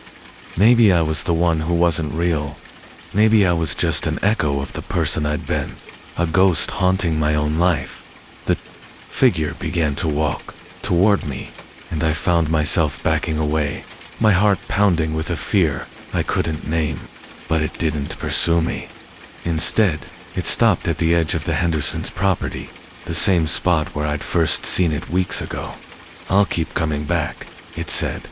"Every morning, every day, until you remember who you really are." "I know who I am," I said, but my voice sounded weak and uncertain. The figure shook its head. "You know who you became," it said, "but you've forgotten who you were." Then it turned and walked away, disappearing behind the hedges, just as it had every morning for the past month. But this time, I followed. I ran around the hedge, expecting to find it on the other side, but there was nothing there. The street was empty, the morning quiet, except for the distant sound of traffic. I looked up and down the block, searching for any sign of movement, but the figure had vanished completely. I stood there for a long time, trying to process what had just happened. The conversation felt real, but then again, so had all the other encounters. I was no longer sure I could trust my own perceptions, no longer certain what was real and what was just the product of my fractured psyche. But as I walked back toward my house, I noticed something that made me stop in my tracks. There, in the soft earth beside the sidewalk, were two sets of footprints leading away from the Hendersons' property. One set matched my hiking boots exactly, but the other was different and older, worn in a pattern I didn't recognize, but somehow found familiar. I knelt down and studied the unfamiliar prints, trying to place where I might have seen them before. Then it hit me. They matched the dress shoes I'd worn to work every day for the past 5 years. The ones I'd thrown away when I'd cleaned out my closet after the divorce. The ones that had belonged to the person I'd been before everything fell apart. I followed the two sets of prints down the sidewalk, my heart pounding with a mixture of fear and anticipation. They led away from the neighborhood, toward the main road, and I found myself wondering where they were going, what destination they were heading toward. But after a few blocks, the older prints simply disappeared, leaving only my own footprints continuing down the empty street. I looked around, confused and frightened, but there was no sign of where the other set of tracks had gone. I turned back toward home, but as I walked, I couldn't shake the feeling that I was being followed. Every few steps, I would turn around, expecting to see the figure walking behind me, but the street remained empty. Still, the sensation persisted, a weight between my shoulder blades that felt like the pressure of unseen eyes. When I finally reached my house, I found the front door standing open. I was certain I'd locked it when I left that morning, but now it hung wide, revealing the dark interior of my living room. I approached cautiously, my heart hammering against my ribs, and called out into the silence. "Hello, is anyone there?" No response came, but I could hear something moving inside the house. A soft rustling that might have been footsteps, or might have been the settling of old wood. I stepped through the doorway and immediately noticed that something was wrong. The living room looked different somehow, as if the furniture had been rearranged while I was gone. The couch was in the same place, but it looked newer, less worn. The coffee table was clear of the clutter I'd left there, and there were photographs on the mantelpiece that I didn't remember putting there. I walked closer to examine the pictures, and my blood turned to ice. They were photographs of Sarah and me, but not the ones I remembered. In these images, we looked happy, genuinely content, in ways we'd never been in real life. Sarah's smile was warm and unguarded, and I looked relaxed and confident, as if I'd never doubted the permanence of our relationship. In one photograph, we were standing in the kitchen of a house I didn't recognize, our arms around each other, both of us laughing at something outside the frame. Sarah was wearing the wedding dress she'd never had a chance to wear, and I was in the suit I'd bought for a ceremony that never happened. We were happy there, a voice said behind me. I spun around to find the figure standing in the doorway, but it looked different now. The vacant expression was gone, replaced by something that looked almost like contentment. Its clothes were different, too, instead of the casual wear I'd been seeing. It was dressed in the kind of clothes I'd worn to work, the professional attire of a man who believed in the future. "This isn't real," I said, but my voice lacked conviction. The figure smiled, and this time the expression looked genuine. "It's as real as anything else," it said. "More real than the life you've been living." I looked around the room again, noticing details I'd missed before. The books on the shelves were ones I'd always meant to read, but never had time for. The paintings on the walls were ones Sarah had always wanted to buy, but I'd thought were too expensive. Everything was as it should have been, as it could have been, if I'd made different choices. "You can stay here," the figure said. "You can be who you were meant to be." The offer was tempting in a way that terrified me. The life I'd been living since the divorce had felt hollow, like I was going through the motions of existence without any real purpose or connection. But this version of reality, this house full of Midovines, felt substantial and real in ways my actual life had never managed. "What about my real life?" I asked. The figure shrugged. "What about it? You walked away from it once. You can walk away from it again." I thought about my empty apartment, the job I'd taken leave from, the friends I'd lost touch with since the divorce. There wasn't much to go back to, wasn't much that would be missed if I simply disappeared. But still, something held me back. Some instinct that warned me this was wrong, that accepting this offer would cost me something I couldn't afford to lose. "I need to think about it," I said. The figure nodded, as if it had expected this response. "I'll be here when you decide," it said. "I'll always be here." Then it turned and walked out of the room, leaving me alone with the photographs and the impossible reality they represented. I stood there for a long time, studying the images of a life I'd never lived, trying to understand what was being offered to me and what it would cost. Eventually, I left the house and returned to my own apartment. But I couldn't stop thinking about what I'd seen. The photographs haunted me, those images of happiness and contentment that felt more real than any memories I possessed. I found myself wondering if the figure was right, if the life I'd been living was the illusion and the one it was offering was the truth. That night, I dreamed of Sarah. She was standing in the kitchen of the house from the photographs, cooking dinner and humming softly to herself. She looked up when I entered, her face lighting up with genuine joy. "You're home," she said, and the words carried a weight of meaning that made my chest ache with longing. "I'm home," I replied, and for the first time in months, the words felt true. But when I awoke, I was alone in my empty apartment, and the dream felt like a cruel joke. I lay in bed for a long time, staring at the ceiling and trying to decide what was real and what was just the product of my desperate need for connection and meaning. The next morning, I didn't go to my kitchen window. Instead, I walked directly to the house where I'd found the figure, where the photographs had shown me a life I'd never lived. The door was unlocked, and I stepped inside without hesitation. The figure was waiting for me in the living room, but it looked different again. This time it appeared solid and real, as if it had been waiting for me to make a decision. The vacant expression was completely gone, replaced by something that looked like hope. "I've been thinking," I said. The figure nodded encouragingly. "And I want to understand what you're offering me. I want to know what it means." The figure stood up and walked to the mantelpiece, picking up one of the photographs. "It means being who you were meant to be," it said. "It means not walking away." I looked at the photograph it was holding, the one of Sarah and me in the kitchen. We looked so happy, so complete, as if we'd found something that could never be taken away from us. "But it's not real," I said. "None of this is real." The figure met my eyes, and for the first time, I saw something in them that looked like genuine emotion. "What's real?" it asked. "The life you lived, or the life you could have lived?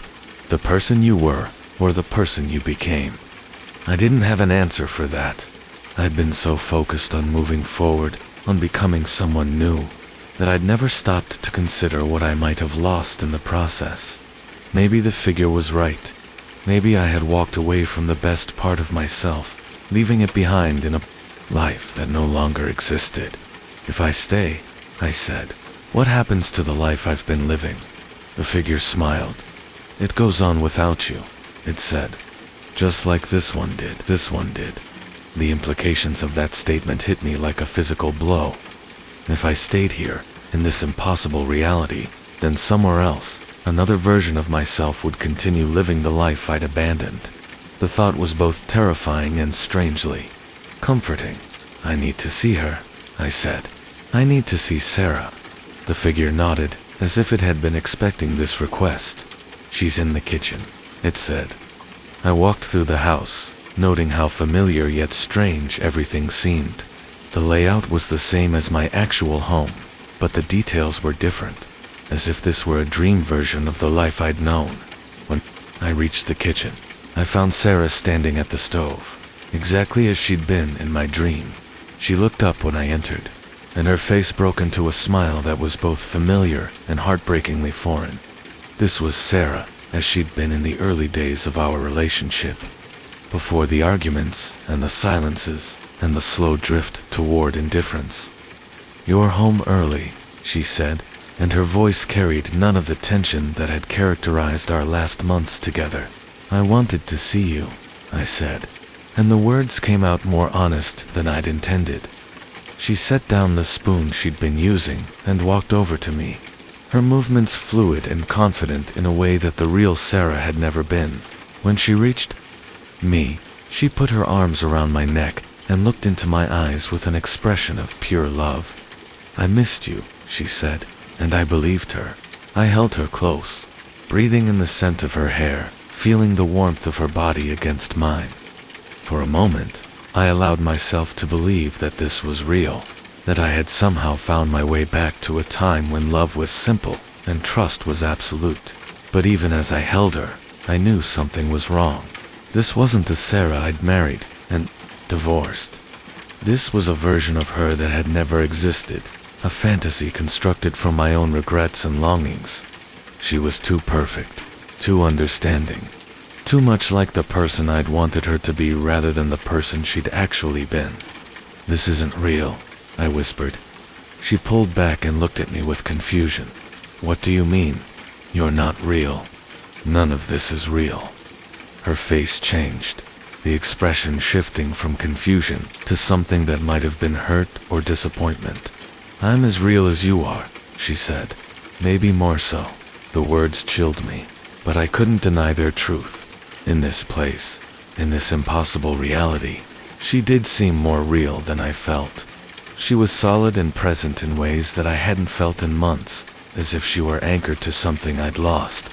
"I can't stay here," I said, and saying it felt like tearing something vital out of my chest. Her expression softened. "I know," she said, "but I'm glad you came to see me, even if it was just for a little while." She leaned forward and kissed me, and the kiss was everything I remembered and nothing like what had actually been.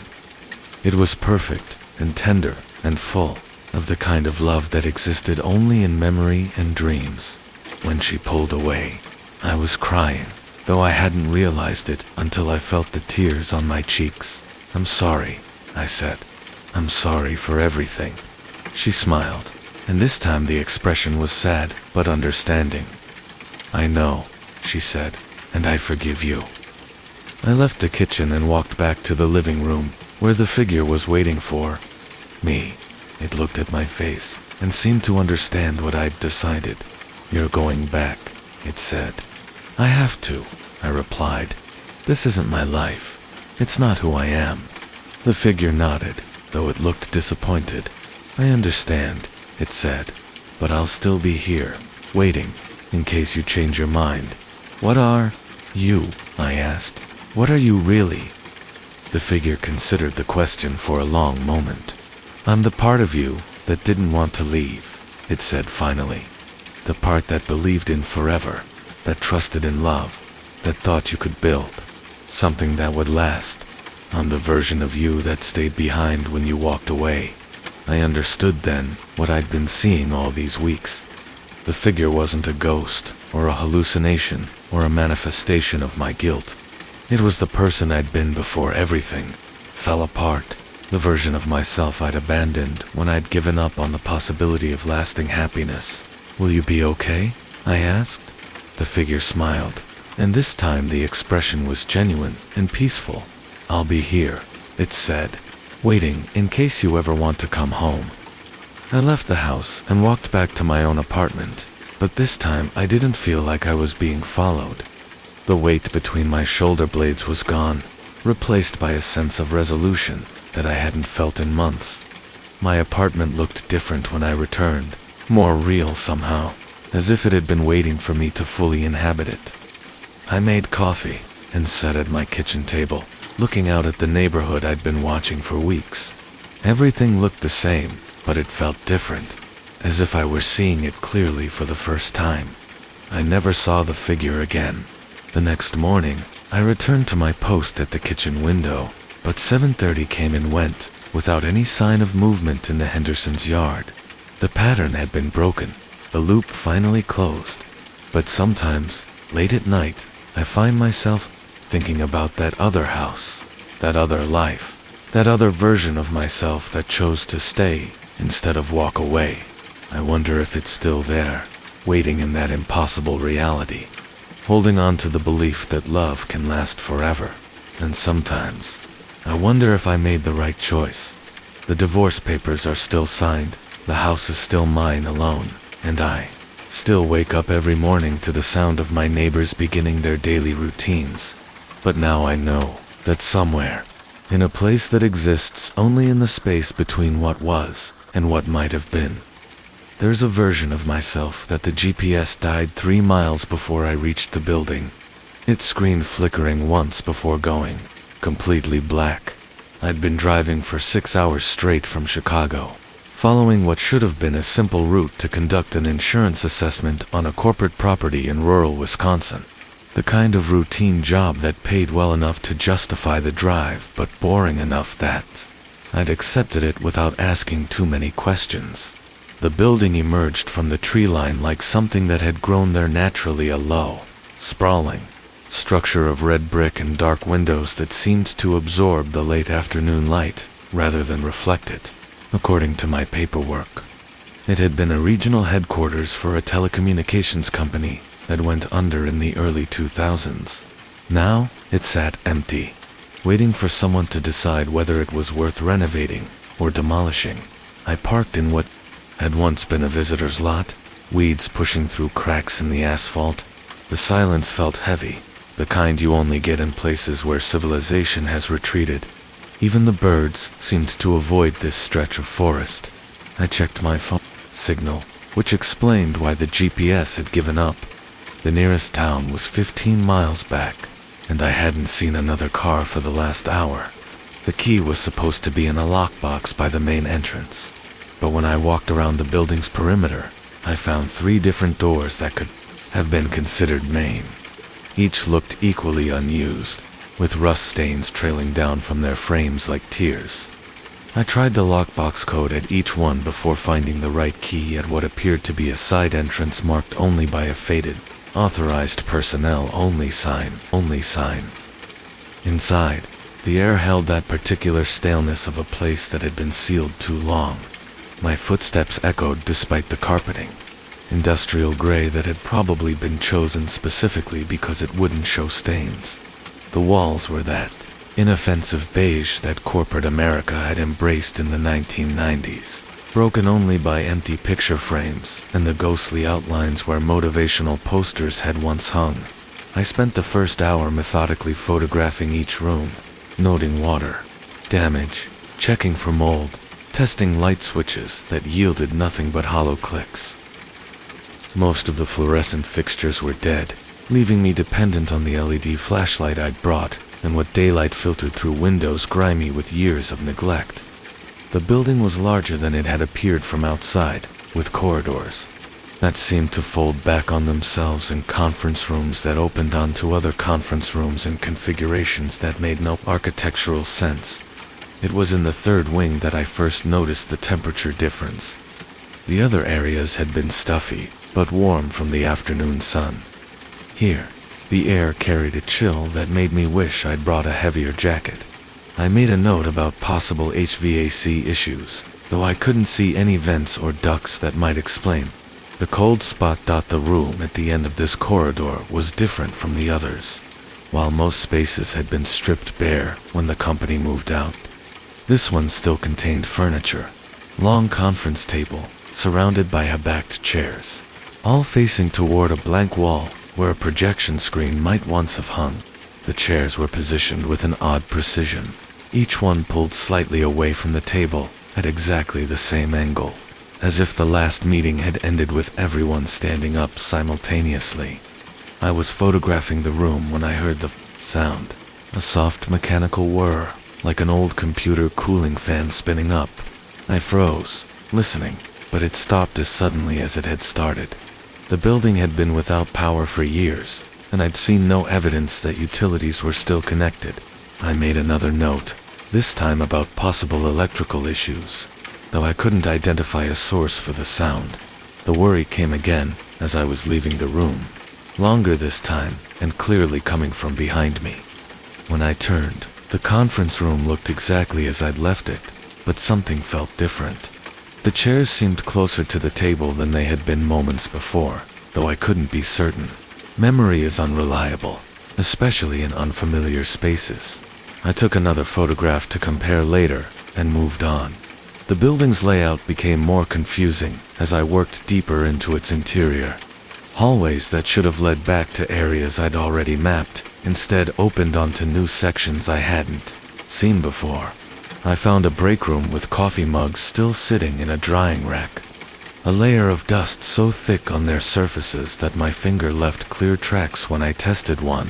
In another room, filing cabinets stood open with papers scattered across the floor, not the organized abandonment of a planned departure, but the chaotic mess of people who had left in a hurry.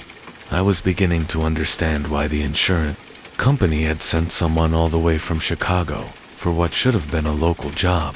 This wasn't just about assessing a building's condition. They wanted to know what had happened here, why a profitable regional office had been abandoned so abruptly that employees had left personal belongings behind. The employee break area told part of the story. A calendar on the wall was turned to March 2003, with several dates circled in red marker. March 15th was marked with all hands meeting, mandatory. The dates after that were crossed out in increasingly erratic strokes, as if someone had been marking off days they couldn't wait to end. I found myself checking my watch more frequently, though I couldn't say why. The late afternoon light coming through the windows seemed wrong, somehow too dim for the time of day. Too orange, as if it were being filtered through something that absorbed certain wavelengths. My phone still showed no signal, and the battery was draining faster than it should have been in standby mode. The sound came again while I was examining what had once been someone's personal office. This time it wasn't the mechanical whir, but something else's soft rustling, like papers being shuffled. I followed the sound down a corridor I hadn't explored yet, past doors that opened onto empty cubicles arranged in perfect rows.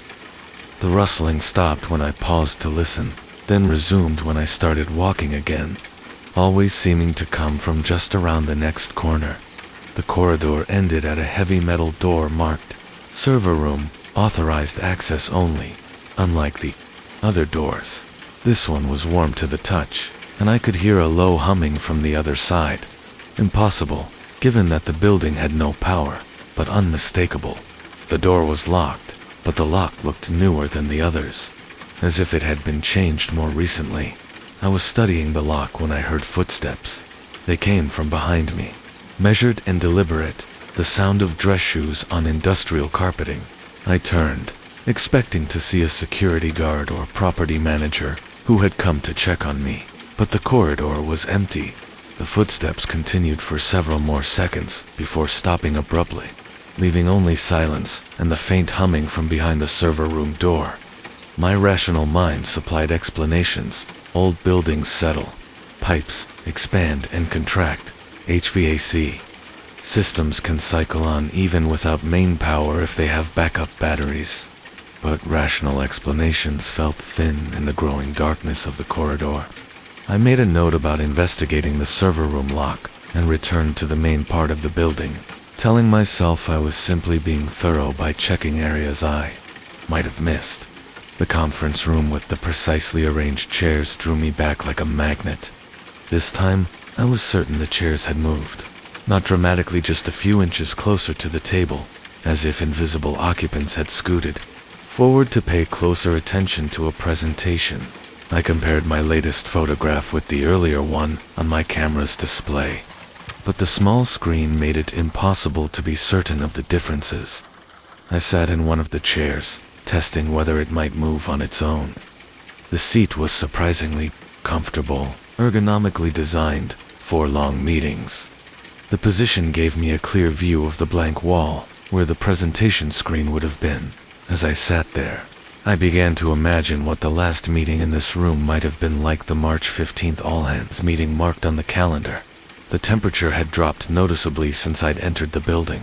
My breath was beginning to mist slightly, and I could feel the cold seeping through my jacket.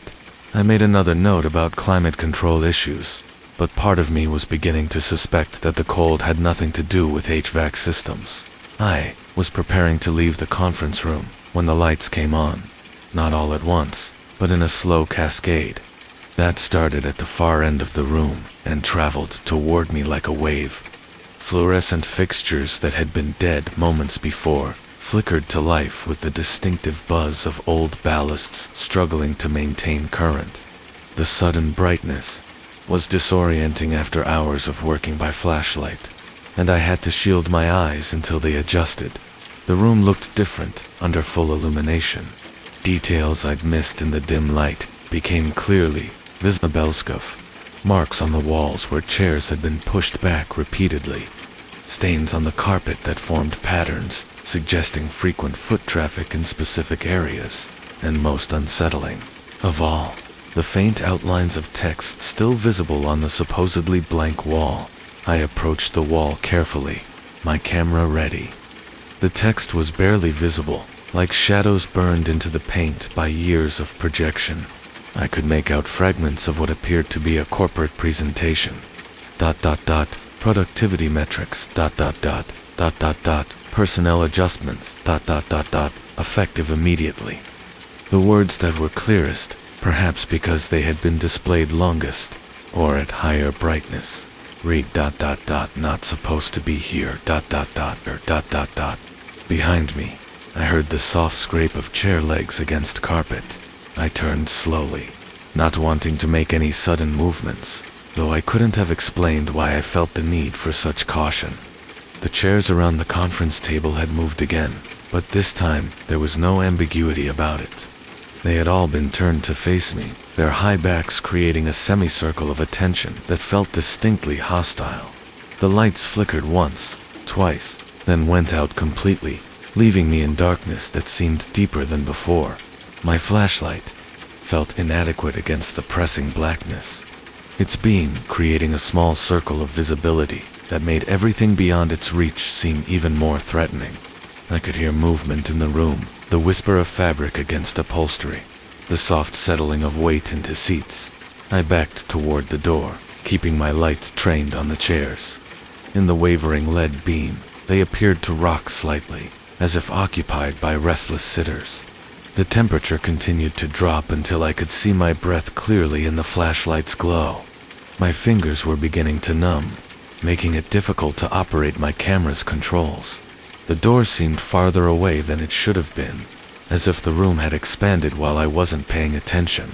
When I finally reached it and turned the handle, it wouldn't move. The lock mechanism clicked uselessly, engaging and disengaging without effect. I was trapped in a room with invisible occupants who seemed to be waiting for something. The waiting ended when the presentation began.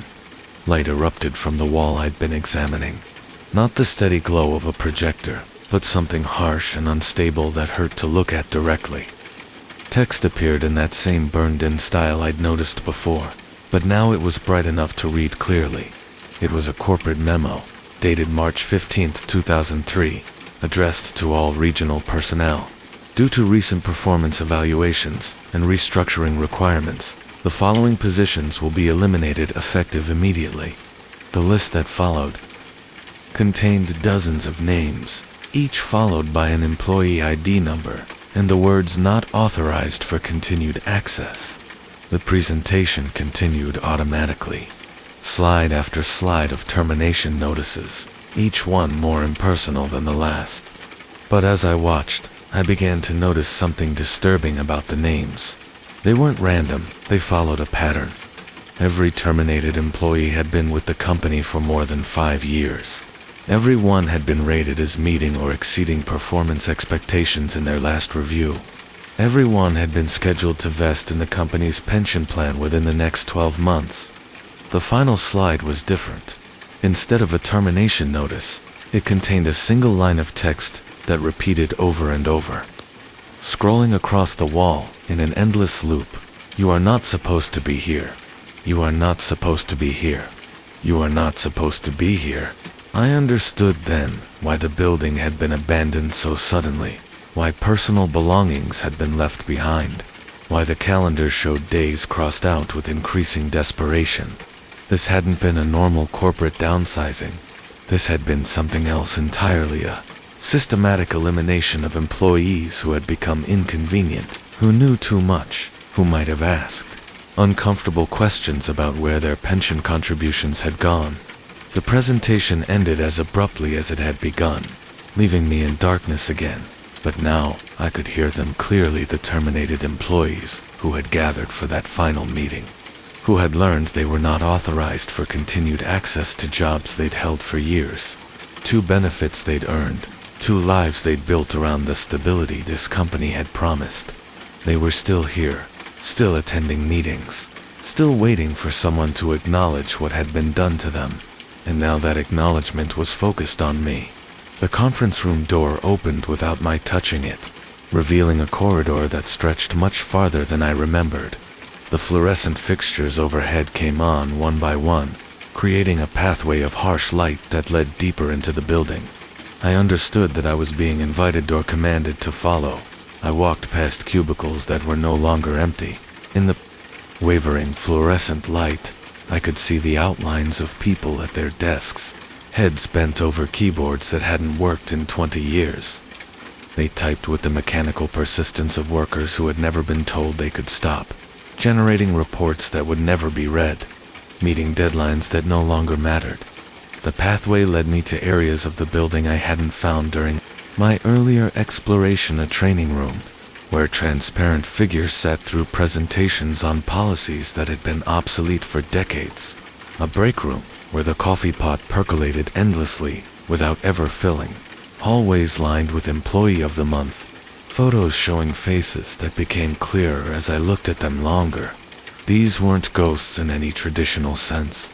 They were something else, the institutional memory of a place where promises had been broken, where loyalty had been met with betrayal, where people had been discarded like outdated equipment.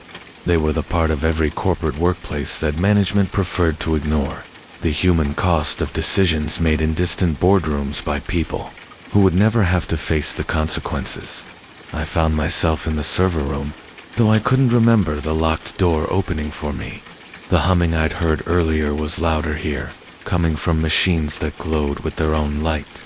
But these weren't ordinary servers. They were monuments to information personnel files that updated themselves with each broken promise, performance, reviews that documented work that would never be rewarded, databases that tracked the slow erosion of dignity that came with realizing you were disposable. At the center of the room sat a terminal that was older than the others, its screen displaying a simple message: user authentication required. Please enter employee ID. I knew, without being told, that I was expected to enter my own ID number, the one from my insurance company credentials. The system wanted to add me to its records, to make me part of the permanent staff that could never leave, never retire, never escape the endless cycle of meetings and reports and productivity metrics. But I also understood something else. I hadn't been sent here by accident. My company knew about this place, knew what had happened here. They'd sent me not to assess the building's value, but to assess my own. I was being evaluated, tested to see if I was the kind of person who would keep quiet about what I'd discovered, who would file a report that mentioned structural issues and electrical problems without delving into why those problems existed. The choice was simple: enter my credentials and join the permanent staff, or find a way to leave and hope I could live with what I'd learned. I stepped away from the terminal. The building didn't like that decision. The humming grew louder, more insistent, and the lights began to flicker in patterns that hurt to look at. The transparent figures in the corridors became more solid, more desperate in their attempts to communicate. They crowded around me as I made my way back toward what I hoped was an exit, their mouths moving in silent explanations of policies I would never understand, procedures I would never need to follow. I found a door I hadn't used before, one that led directly outside. The evening air felt warm after hours in the building's artificial chill, and I could hear normal sounds again wind in the trees. Distant traffic, the ordinary ambient noise of a world that continued to function outside the bubble of corporate horror I'd just escaped. My car started immediately, and the GPS flickered back to life as if it had never been broken. The route home appeared on the screen, a simple straight line back to civilization and safety. I drove without stopping, not even for gas, putting as much distance as possible between myself and the building that wasn't supposed to exist. But distance doesn't erase knowledge, and knowledge doesn't fade with time. I filed my report exactly as expected: structural concerns, electrical issues, possible environmental hazards. Nothing about presentations that played themselves, nothing about employees who had never learned they could stop working. Nothing about the systematic elimination of inconvenient personnel. The building was condemned 6 months later, officially due to foundation problems and asbestos contamination. I kept my job, received a commendation for thorough work under challenging conditions, and was assigned to similar properties with increasing frequency. Each one was different in its details, but similar in its essential nature. Places where corporate decisions had left marks that couldn't be erased by simple abandonment. I learned to recognize the signs: buildings that were too quiet, temperatures that didn't match the weather, electronics that failed without explanation. I learned to file reports that mentioned only the problems that could be fixed with money, and ignored the ones that couldn't be fixed at all. But sometimes, late at night, in my own office, I find myself thinking about that conference room and its precisely arranged chairs. I wonder if the terminated employees are still there, still attending meetings, still waiting for acknowledgement that will never come. I wonder if the system is still running, still humming in that locked server room, still maintaining records of people who were never supposed to be there. And sometimes, when I'm working late and the office is empty, except for the security guards and the cleaning crew, I hear the soft mechanical whir of old computers spinning up, and I remember that being not supposed to be here isn't always a choice you get to make for yourself. The building may be gone, but the system that created it is still running, still evaluating, still deciding who belongs and who doesn't. And sooner or later, it decides that we're all just temporary employees in a company that never intended to honor its promises. I'm not supposed to be here, but here I am anyway, filing reports and attending meetings and pretending that the work matters. Just like everyone else who's discovered that the real horror isn't in abandoned buildings or ghostly figures, but in the slow realization that we're all expendable, all temporary, all just waiting for someone to decide that we're not authorized for continued access. The presentation never really ends. It just moves to a new room, with new chairs arranged in perfect precision, waiting for the next group of employees who think they're indispensable, right up until the moment they learn they're not supposed to be there. I noticed the first change when I was brushing my teeth on a Thursday morning in September. The man in the bathroom mirror had my eyes, my nose, my mouth, but something about the arrangement felt wrong, like someone had taken a photograph of my face and reassembled it from memory, getting all the individual pieces right, but missing some essential quality that made it mine. I leaned closer to the mirror, examining my reflection with the kind of scrutiny usually reserved for suspicious moles or emerging wrinkles. My face looked back at me, familiar yet foreign, like a word you've said so many times it loses all meaning. The feeling passed. I finished brushing, rinsed, and got dressed for work. By the time I was drinking coffee in my kitchen, the moment had faded into the category of things that seem significant at dawn, but foolish in daylight. We all have mornings when we look strange to ourselves, when the face in the mirror seems to belong to someone we've never met. But the feeling came back. It happened again on Saturday, while I was shaving. The razor moved across my cheek in its usual pattern, but the face receiving this attention felt like it belonged to someone else. The jawline was mine. The stubble grew in the same patchy patterns I'd been dealing with since high school, but there was something fundamentally different about the person looking back at me. I set down the razor and really studied my reflection. Brown eyes, unremarkable, but my own. Straight nose, slightly crooked from a childhood accident involving a baseball and poor catching reflexes. Mouth that curved down naturally, giving me a default expression of mild disappointment that had served me well in my career as a customer service manager. Everything was correct. Everything was as it had always been, but the face felt like a mask I was wearing rather than the face I had grown. I finished shaving and tried to dismiss the sensation as stress. My job had been particularly demanding lately, with corporate restructuring creating new procedures and policies that no one fully understood but everyone was expected to implement. Sleep had been irregular. Diet had consisted mostly of convenience store sandwiches and coffee. It made sense that I might feel disconnected from myself, but the disconnection deepened over the following days. On Monday, my coworker Janet commented that I looked different. "Did you get a haircut?" she asked, studying my face with the kind of attention that made me uncomfortable. "No," I said. "Same haircut I've had for years." She tilted her head, like she was trying to solve a puzzle. "Something's different. You look, I don't know, refreshed. Like you've been taking better care of yourself." I hadn't been taking better care of myself.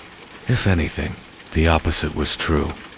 But I thanked her for the compliment and returned to my desk, wondering what she had seen that I couldn't see myself.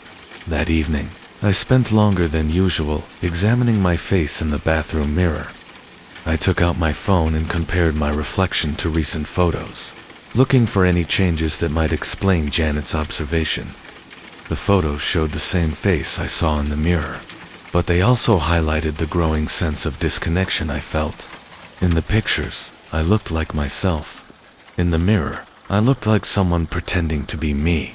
I began taking daily photos, creating a visual record that I could review for changes. The exercise felt obsessive, but I needed some way to document what was happening, to prove to myself that the changes were real and not just psychological. The photos revealed subtle shifts that would have been impossible to notice day by day. My eyes seemed brighter, more alert. My skin looked healthier, less sallow. My posture was straighter, more confident. These were positive changes, the kind of improvements that should have made me feel better about myself. Instead, they filled me with dread. The changes were too systematic, too coordinated.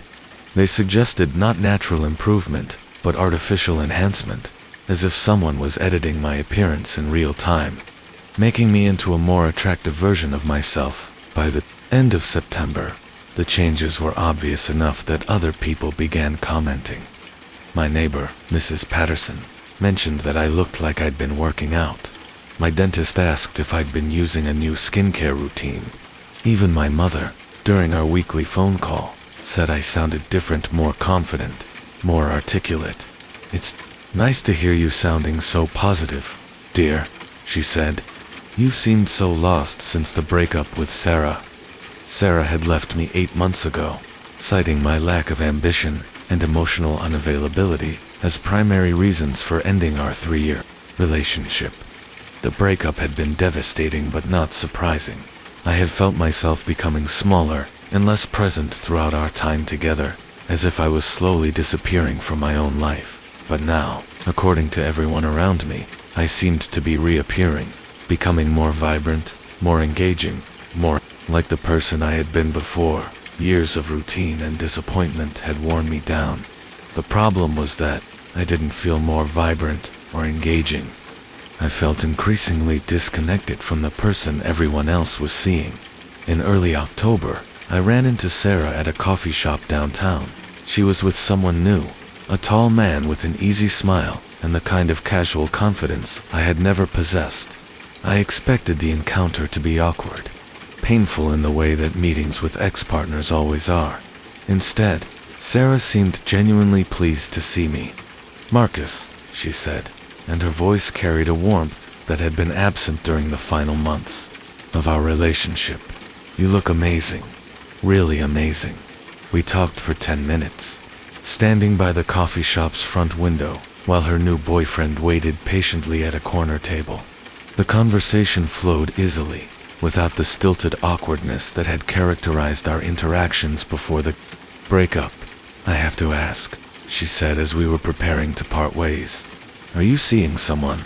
You seem so... different. More like yourself, if that makes sense." That makes sense. I wasn't seeing anyone. I was barely seeing myself. "Not really," I said. "Just trying to take better care of myself."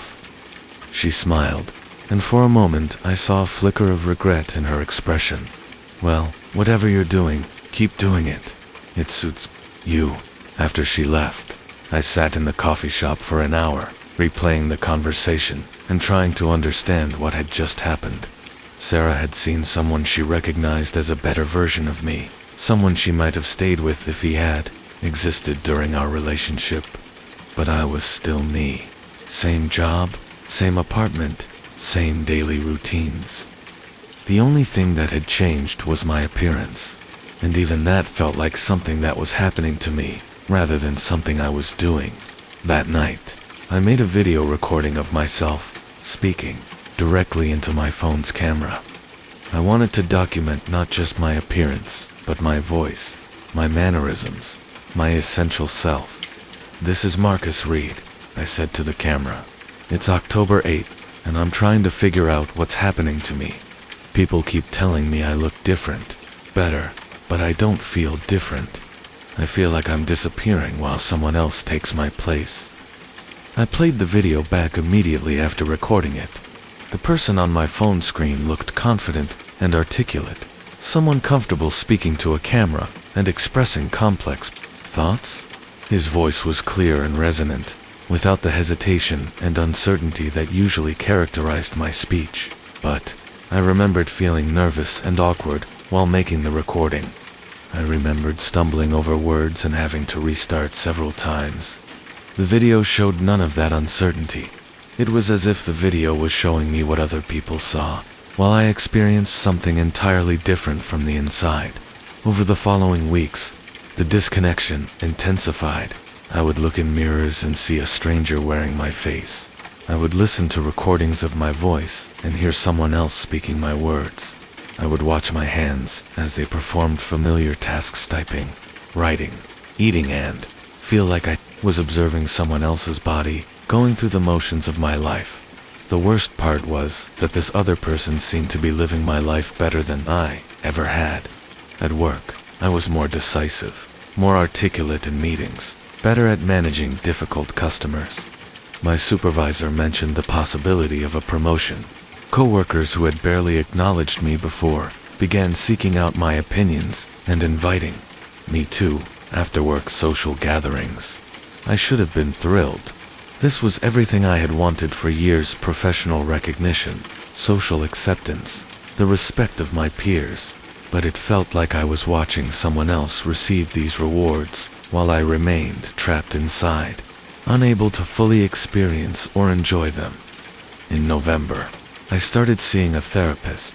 Dr. Amanda Torres was a middle-aged woman with graying hair and the kind of steady, reassuring presence that made people want to confess their deepest fears. Her office was decorated with plants and soft lighting, designed to create a sense of safety and openness. "You mentioned feeling disconnected from yourself," she said during our first session. "Can you tell me more about when this started?" I described the changes I had noticed, the comments from other people, the growing sense that someone else was living my life. I tried to explain the feeling of being a passenger in my own body, watching my life improve while feeling increasingly absent from it. Dr. Torres listened without judgment, taking occasional notes and asking clarifying questions.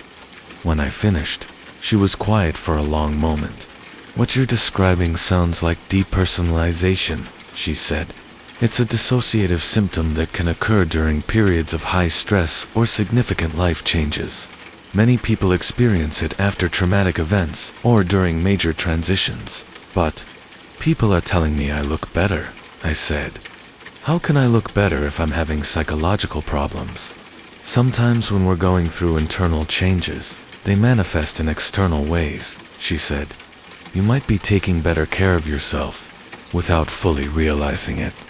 Or you might be projecting more confidence, which others interpret as physical improvement."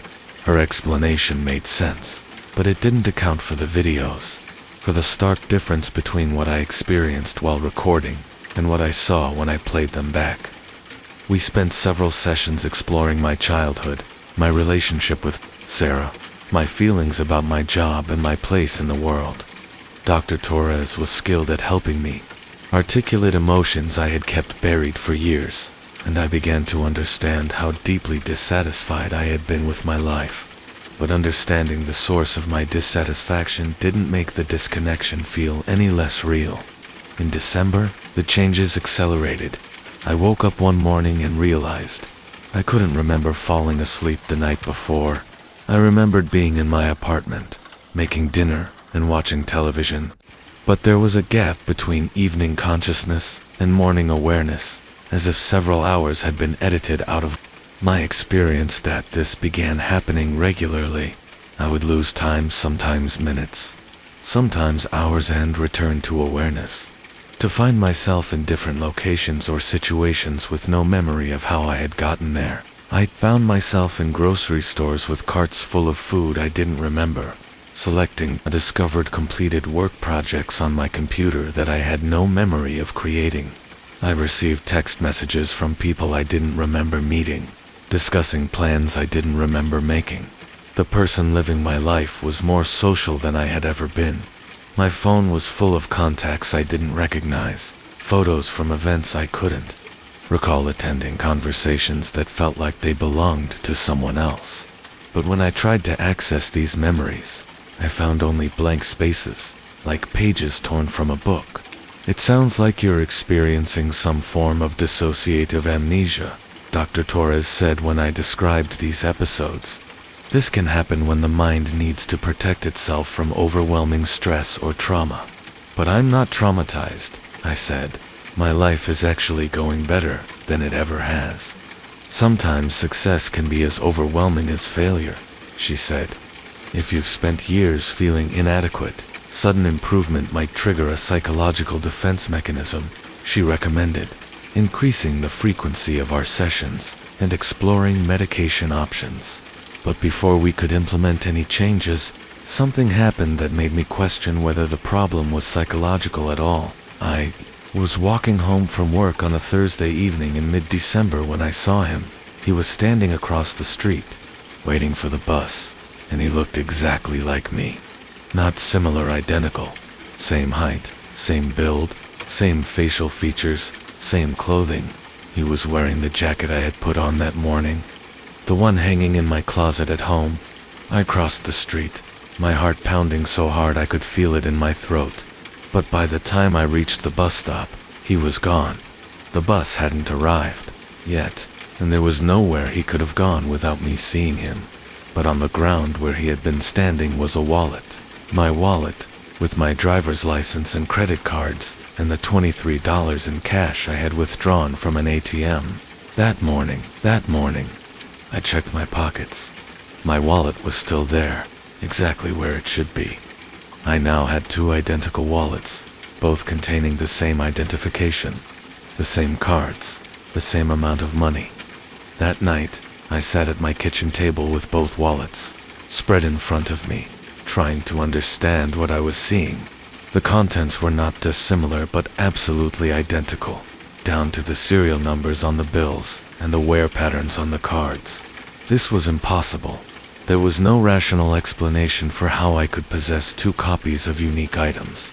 That should exist only once, unless someone else was living my life so completely that they had somehow duplicated not just my appearance, but my possessions. I called Dr. Torres and left a voicemail describing what had happened. She called back within an hour, her voice carrying a concern that hadn't been present before. "Marcus, I think you should come in immediately," she said. "What you're describing suggests a significant escalation in your symptoms." But I wasn't sure there were symptoms anymore. The next morning, I set up a camera in my bedroom, positioned to record myself while I slept. If I was losing time, if someone else was taking control of my life during periods I couldn't remember, I wanted proof. I went to bed at 11 p.m., making sure the camera was running, in position to capture the entire room. When I woke up at 7 a.m., the camera's memory card was empty. Not just blank, completely empty, as if it had never been used. But I remembered setting it up, remembered checking to make sure it was recording properly. I tried again the next night, this time using two cameras positioned in different locations. Same result. Empty memory cards, no evidence of what had happened during the night. On the third night, I stayed awake. I sat in a chair facing my bed, watching for any sign of movement or change. For hours, nothing happened. The room remained exactly as it should be, quiet and still.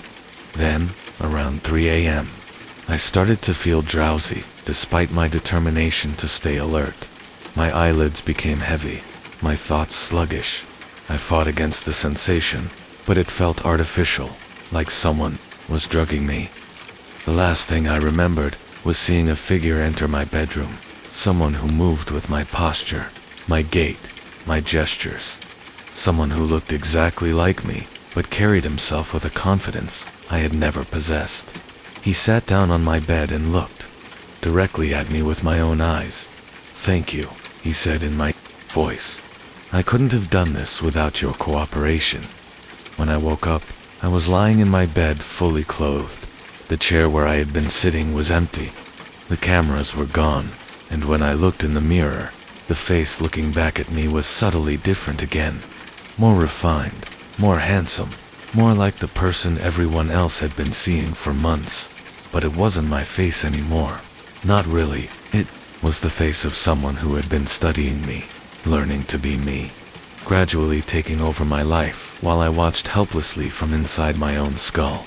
I spent the day searching my apartment for signs of intrusion, for evidence that someone else had been there. But everything was exactly as it should be, except for the missing cameras and the growing certainty that I was no longer alone in my own life. That evening, I received a text message from a number I didn't recognize. "We should meet. There are things you need to understand." The message included an address for a diner on the other side of town, along with a time, midnight. I knew I shouldn't go. Every rational part of my mind screamed that this was dangerous, that I was walking into a situation I couldn't control or understand. But I had to know who was taking my life. The diner was nearly empty when I arrived, just a few late-night customers, and a tired-looking waitress refilling coffee cups. In a booth near the back, someone was waiting for me. He looked exactly like me, but better, cleaner, more confident, more like the person I had always wanted to be. He was wearing clothes. I recognized my clothes, but they fit him better than they had ever fit me. "Hello, Marcus," he said as I approached the booth. His voice was mine, but smoother, more assured. I sat down across from him, my hands shaking with adrenaline and fear. "Who are you?" I asked. "I'm you," he said. "Or rather, I'm who you were supposed to be. Who you could have been if you hadn't spent so many years diminishing yourself." "That's impossible, is it?" He leaned forward, and I could see my own features arranged into an expression of gentle condescension. "You've been feeling disconnected from yourself for months, watching your life improve while feeling like you're not really present for it. That's because you haven't been." "I don't understand." "You've been retreating," he said, "pulling back from your own existence because you couldn't handle the responsibility of living it properly. So I stepped in." "You stepped in how?" "I'm what you could be if you stopped being afraid. If you stopped hesitating, stopped second-guessing yourself, stopped hiding from opportunities and relationships and experiences." The waitress approached our table, and he ordered coffee for both of us without asking what I wanted. She didn't seem to notice that we looked identical. "At first, I could only emerge when you were unconscious or distracted," he continued. "But you kept giving me more space, more time. Every time you felt disconnected from your life, every time you watched yourself from the outside instead of participating, you made room for me to take over." "But I'm still here," I said. "I'm still me. Are you?" He smiled, and it was my smile, but warmer, more genuine than any expression I had ever managed. "When was the last time you made a decision that mattered? When was the last time you felt fully present in your own body?" I couldn't answer. The questions touched on fears I had been avoiding for months.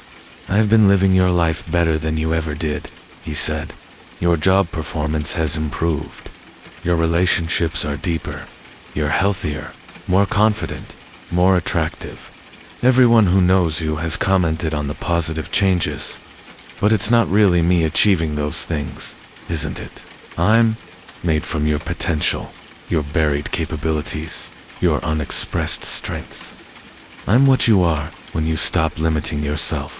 The coffee arrived, and he thanked the waitress with a warmth that made her smile. I had never been able to interact with strangers so easily. "What do you want from me?" I asked. "I want you to let me finish the job," he said. "You've been fighting against the improvement, holding on to an identity that never served you well. But you could just let go. Let me handle everything. And what would happen to me? You'd still be here, but you'd be free from the anxiety, the self-doubt, the constant fear of failure. You could just observe. Watch as your life becomes everything you always wanted it to be. The offer was tempting in a way that terrified me. I had been exhausted by the effort of being myself, by the constant struggle to make decisions and form relationships and navigate the complexities of adult existence. But something about his proposal felt fundamentally wrong. "If you're really me," I said, "then you know I can't just give up. His expression shifted, becoming harder, more impatient. For a moment, the mask of benevolence slipped, and I saw something predatory underneath. "You've already given up," he said. "You gave up months ago, when you started retreating from your own life. I'm just offering to make the transition easier." "What if I don't want the transition?"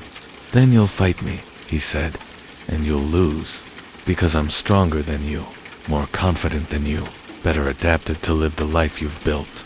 Everyone who knows you prefers me to you." He was probably right about that. The person sitting across from me was more attractive, more charismatic, more socially skilled than I had ever been. If people had to choose between us, they would choose him without hesitation. But he wasn't me. Not really. He was what I thought I wanted to be, but he lacked something essential that made me who I was. He was my ambitions without my doubts, my strengths without my vulnerabilities, my potential without my humanity. "I won't let you take my life," I said. He smiled again, but this time the expression was cold and predatory. "You don't have a choice," he said. "I'm already living it. The question is whether you want to fade away peacefully or fight a battle you can't win." I stood up from the booth, my legs unsteady with adrenaline. "We'll see," I said. He didn't try to stop me as I walked away, but I could feel him watching me leave. At the door, I turned back to look at him one more time. He raised his hand in a gesture that was part wave, part salute, part dismissal. It was a gesture I had never made before, but somehow it looked perfectly natural when he did it. The next few weeks were a war fought in mirrors and memories. I stopped looking at my reflection, stopped recording videos, stopped trying to document the changes in my appearance. Instead, I focused on reclaiming my internal experience, on being fully present in each moment. Rather than observing myself from the outside, it was harder than I had expected. I had become accustomed to disconnection, to watching my life rather than living it. The effort of full engagement was exhausting, but gradually, I began to feel more solid, more present, more like myself. The improvement in my job performance leveled off, and then began to decline slightly. Some of the new friendships I had developed became strained as I became less consistently charismatic. The confidence that others had noticed began to fluctuate, but I felt more real. I started having longer periods, where I felt fully connected to my body, my thoughts, my experiences. The gaps in my memory became less frequent. The sense of watching myself from the outside diminished. However, I could feel him fighting back. Sometimes, I would catch glimpses of him in my reflection, but him watching me with increasing frustration and anger. Sometimes I would lose hours and return to awareness to find evidence that he had been active, completed tasks I didn't remember doing, social interactions I couldn't recall having. The final confrontation came in January. I woke up one morning to find him sitting in the chair beside my bed, no longer hiding or pretending to be me. He looked exhausted, less polished than he had at the diner. "You're killing us both," he said. "This can't continue." "I'm not killing anyone," I said. "I'm just trying to live my own life." "Your life was barely worth living," he said. "I made it into something meaningful, something successful, and you're destroying everything I built." "You didn't build anything. You stole it. I earned it. I did the work you were too afraid to do." I sat up in bed, facing him directly. In the morning light, I could see that he looked less like me than he had before. His features were sharper, more defined, but also somehow artificial, like a sculpture that was technically perfect, but lacked the subtle imperfections that made it human. "You're not real," I said. "You're just what I thought I wanted to be." But wanting to be someone else isn't the same as becoming them. I'm more real than you've ever been, he said. But his voice carried less conviction than before. Then why are you fading? He looked down at his hands, and I could see that they were becoming translucent, less solid. Because I need you to sustain me, he said. I need your dissatisfaction, your self-doubt, your desire to be someone else. But you're not giving me those things anymore. Good, you don't understand, he said, and now his voice carried a note of desperation. Without me, you'll go back to being who you were before. Lonely, unsuccessful, unremarkable. Everyone who's learned to respect you will lose interest. Sarah will forget why she found you attractive. Maybe, I said, but at least I'll be me. He was becoming more transparent by the moment, like a photograph slowly fading in sunlight. You could have been extraordinary, he said. I'd rather be ordinary and real than extraordinary and hollow. He opened his mouth to respond, but no sound came out. Then he was gone, leaving only a faint impression in the chair, like the shadow of someone who had been sitting there moments before. I got up and looked in the bathroom mirror. The face looking back at me was unmistakably mine, imperfect, uncertain, but genuine. My eyes looked tired but present. My expression carried the kind of subtle complexity that comes from actually experiencing life rather than performing it. I wasn't as handsome as he had been. I wasn't as confident or charismatic or socially skilled, but I was real. Over the following months, some of the improvements in my life faded. My job performance returned to its previous level. Some of the friendships I had developed became more casual. The promotion I had been expecting went to someone else, but I felt more connected to my experiences, more present in my relationships, more authentic in my interactions with others. Sarah texted me occasionally, friendly messages that suggested she remembered our coffee shop encounter fondly, but she never suggested meeting again, and I never asked. The person she had been attracted to no longer existed, and I was okay with that, because I had learned something important during those months of watching someone else live my life. Being yourself isn't about being the best possible version of yourself. It's about being the version that actually exists, with all the flaws and limitations and uncertainties that make you human. Sometimes, late at night, I catch glimpses of him in mirrors or reflective surfaces. He looks desperate now, hungry, searching for someone else who might be dissatisfied enough with their life to give him another chance. But he can't touch me anymore.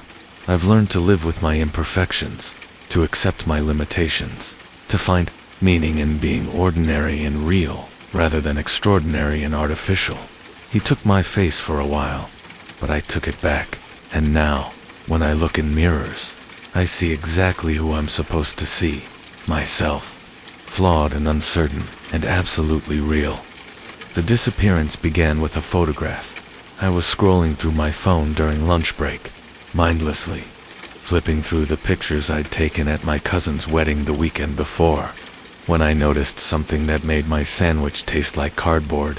In every single photo group, shots, candids, the formal family portrait, there was an empty space where I should have been standing. Not a blur from movement, not a trick of lighting. Just empty space, as if I'd never been there at all. I remembered posing for those pictures. I could recall the photographer's instructions, the way my shoes pinched during the long ceremony, the smell of my aunt's perfume as she leaned against me for the family shot. But according to my phone, I'd been absent from my own memories. My first instinct was to blame technology. Phone cameras glitch all the time, especially older models like mine. But as I continued scrolling, I found more gaps. The birthday party from last month, where I'd helped blow out the candles, there was the cake. The guests, even the shadow of someone behind the birthday girl, but no trace of me. The hiking trip where I'd insisted on group photos at every scenic overlook, same thing.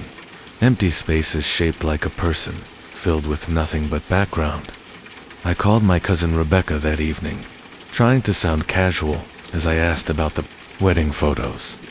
"Oh, you looked great," she said, her voice warm with the afterglow of newlywed happiness. "I especially loved that picture of you and Uncle Dave by the cake. You two looked so serious, like you were plotting something. But I'd already checked the cake photos 3 times. Uncle Dave stood alone, gesturing to empty air with the confused expression of someone trying to remember what they'd been talking about. "Could you send me a few of the pictures you took?" I asked, keeping my tone light. "I'd love to see how they turned out. Of course, though I have to warn you, some of them came out weird. There are these strange blank spots, in a bunch of them, like the camera couldn't focus properly. Technology, right?"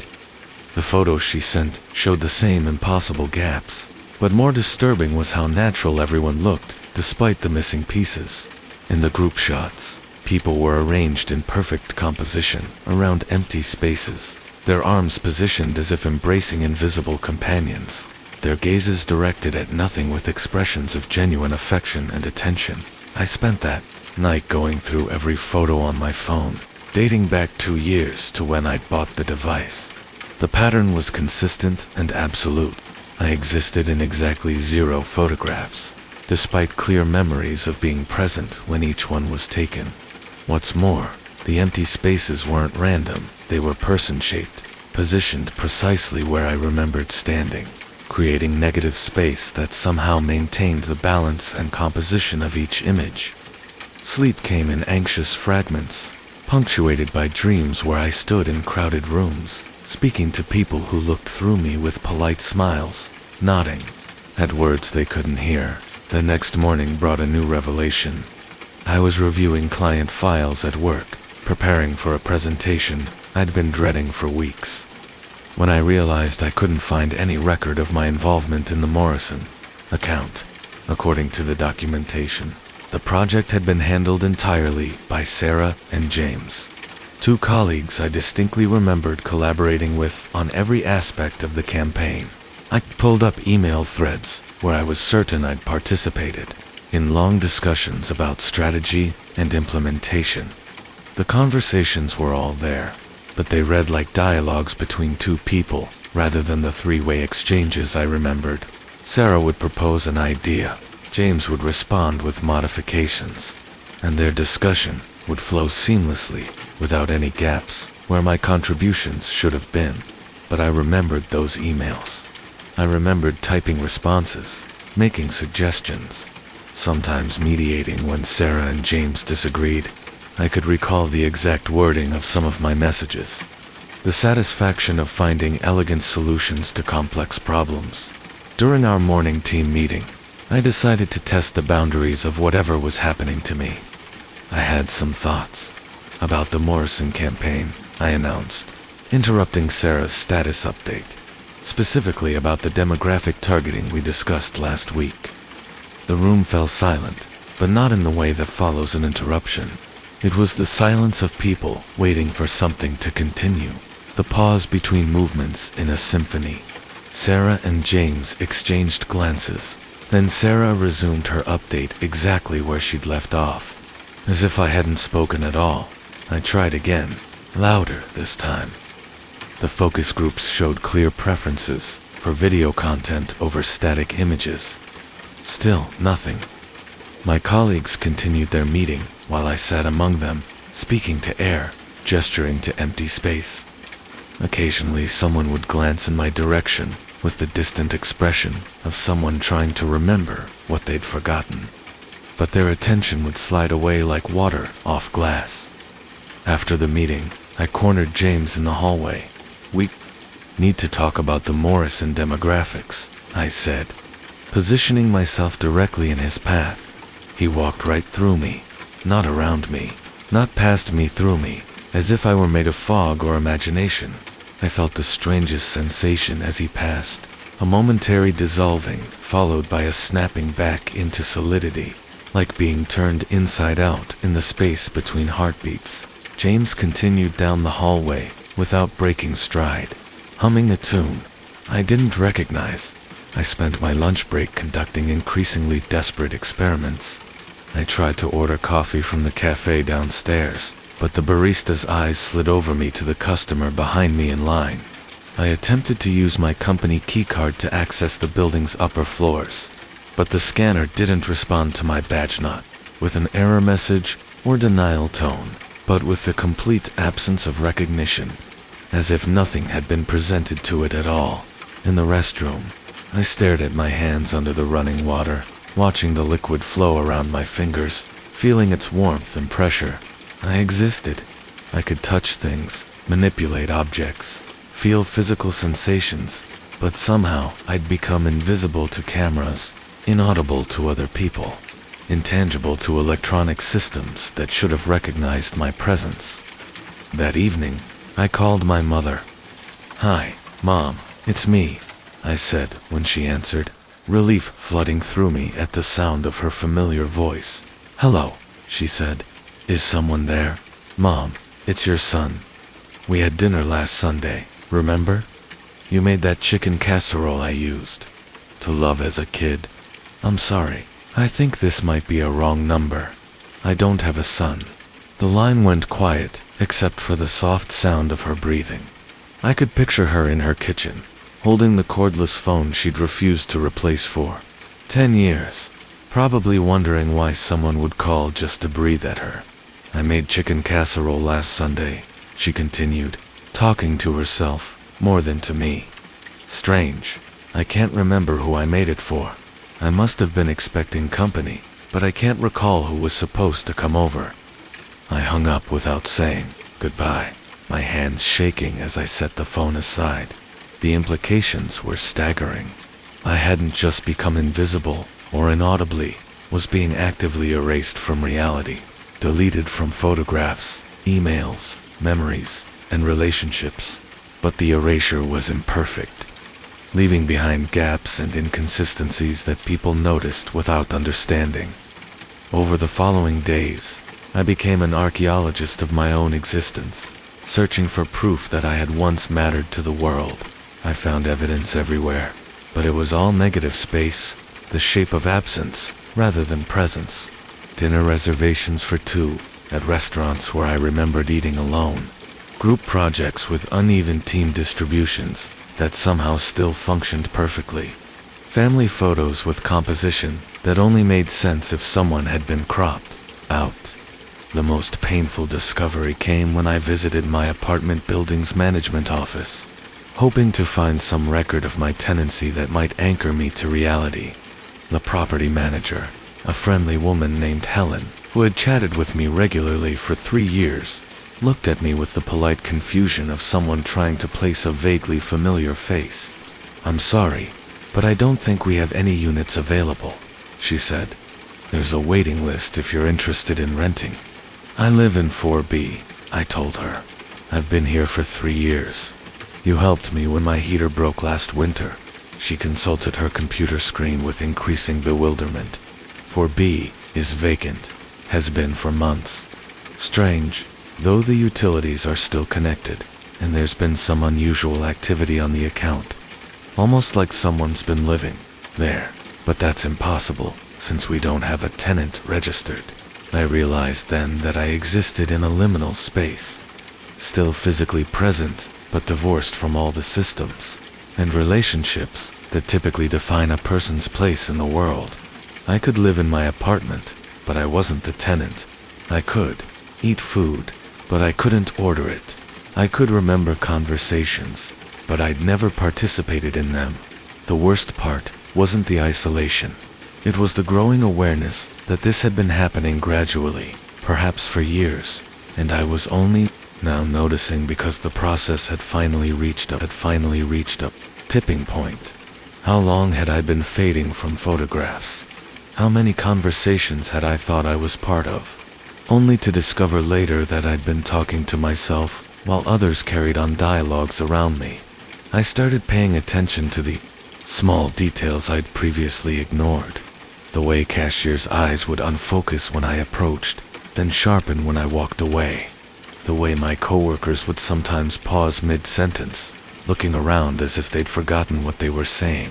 The way my mother would cook extra food without remembering why, or set an additional place at the table only to clear it away unused. The erasure was accelerating. Each day brought new absences, new gaps where I should have been.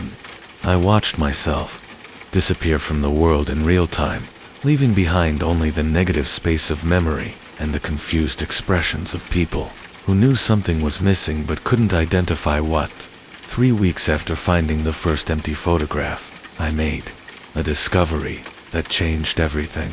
I was rifling through old documents in my apartment, looking for any physical proof of my existence, when I found a leather journal I didn't remember owning. Inside, written in handwriting that was almost, but not quite my own, were detailed entries, documenting my gradual disappearance. The first entry was dated 6 months earlier. Something strange is happening. I feel like I'm losing myself, not all at once, but piece by piece, like a photograph left in the sun. People look through me more often. Conversations flow around me as if I'm not there. I'm starting to wonder if I ever was. The entries continued, chronologically, describing experiences I remembered living through, but had never written down. The handwriting grew fainter as the weeks progressed, the words sometimes trailing off mid-sentence, as if the writer had forgotten what they were trying to say. The final entry was dated yesterday.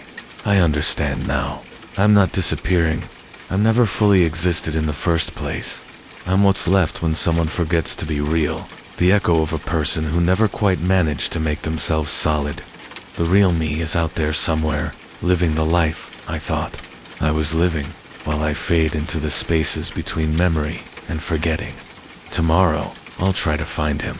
I set the journal aside and walked to the bathroom mirror, expecting to see my reflection staring back with the same confusion and growing terror I felt. Instead, I saw the bathroom behind me, empty except for the towels and fixtures that belonged to a vacant apartment. But I knew I was still there, because I could feel the cold tile under my feet, could taste the metallic fear in my mouth, could hear my own heartbeat echoing in the silence. I existed, but only as a witness to my own absence, a consciousness without substance, a story without a narrator. Somewhere in the city, the real me was probably getting ready for work, checking emails, living the life I thought I remembered. He had my job, my relationships, my place in the world. He cast reflections and appeared in photographs and existed in the memories of people who had forgotten me so completely they didn't even realize anyone was missing. I wondered if he ever felt incomplete, if he sometimes looked around crowded rooms with the nagging sense that someone should be there who wasn't. I wondered if he ever found himself cooking extra food or setting additional places at the table, following impulses he couldn't explain. Most of all, I wondered if he knew that somewhere in the spaces between reality and memory, between presence and absence, his shadow self was still searching for a way back to the world of the living, still hoping to find the place where he belonged. The journal lay open on my kitchen table, its pages blank except for the entries I'd read. As I watched, new words began to appear in that almost familiar handwriting. The real me is missing, but maybe that's okay. Maybe some of us are meant to exist in the gaps, to be the silence between words, the pause between heartbeats. Maybe there's a purpose to being almost real, almost remembered, almost loved. Maybe I'm exactly where I'm supposed to be. I picked up the pen and added my own line. Or maybe I'm still looking. The first time I saw through Marcus Chen's eyes, I was sitting in a coffee shop on 5th Street, grading papers and trying to ignore the persistent headache that had been plaguing me for weeks. I'd been having what my doctor called stress migraines since the incident at the university. Since I'd been quietly asked to take a leave of absence while the investigation into my research methods was ongoing. The accusation of fabricating data still stung, even though I knew it wasn't true. What I'd discovered in my sleep studies couldn't be fabricated, no matter how impossible it seemed. I was marking a particularly poorly written essay about dream symbolism when the world suddenly shifted. One moment I was staring at red ink corrections on white paper, and the next, I was looking down at my own hands from across the room. I could see myself sitting at the corner table, my graying hair catching the afternoon light. My mouth slightly open in concentration as I worked, but I was also somehow standing by the window, watching myself with eyes that weren't mine. The sensation lasted only a few seconds before snapping back to normal, leaving me dizzy and disoriented. I looked around the coffee shop, trying to locate whoever might have been standing by the window, but I saw only the usual afternoon crowd, students with laptops, a few business people, an elderly man reading a newspaper. No one was looking at me with the intense focus I'd felt during those strange moments. I attributed it to the stress, to the sleep deprivation that had become my constant companion. The investigation had consumed my thoughts, made me question everything I thought I knew about consciousness and perception. Perhaps my mind was simply playing tricks on me, creating phantom perspectives as a way of coping with the uncertainty of my situation. But that night, it happened again. I was lying in bed, staring at the ceiling and listening to the familiar sounds of my apartment building settling around me. Mrs. Rodriguez's television was murmuring through the thin walls, and I could hear the distant rumble of traffic on the highway. I'd been trying to fall asleep for over an hour, when suddenly, I was looking down at myself from the corner of the room. From this impossible vantage point, I could see my own body lying motionless on the bed, my chest rising and falling with each breath. But what disturbed me most was the expression on my face, a look of deep concentration, as if I were working on some complex problem, even in my supposed rest. My eyes were closed, but my brow was furrowed, and my fingers were moving slightly against the sheets, as if I were taking notes on an invisible pad.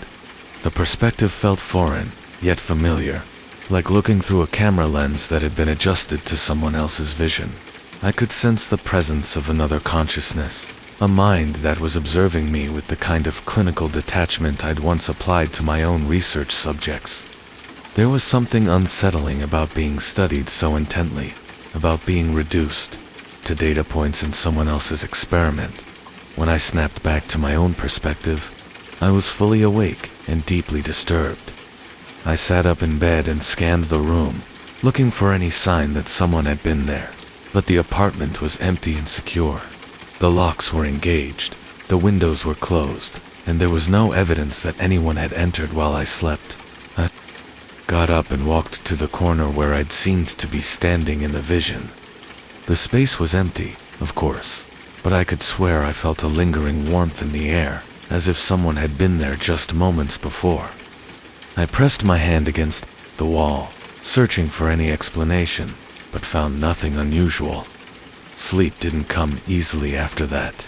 I lay awake, thinking about the research that had gotten me into trouble, the experiments I'd been conducting on the nature of consciousness during sleep states.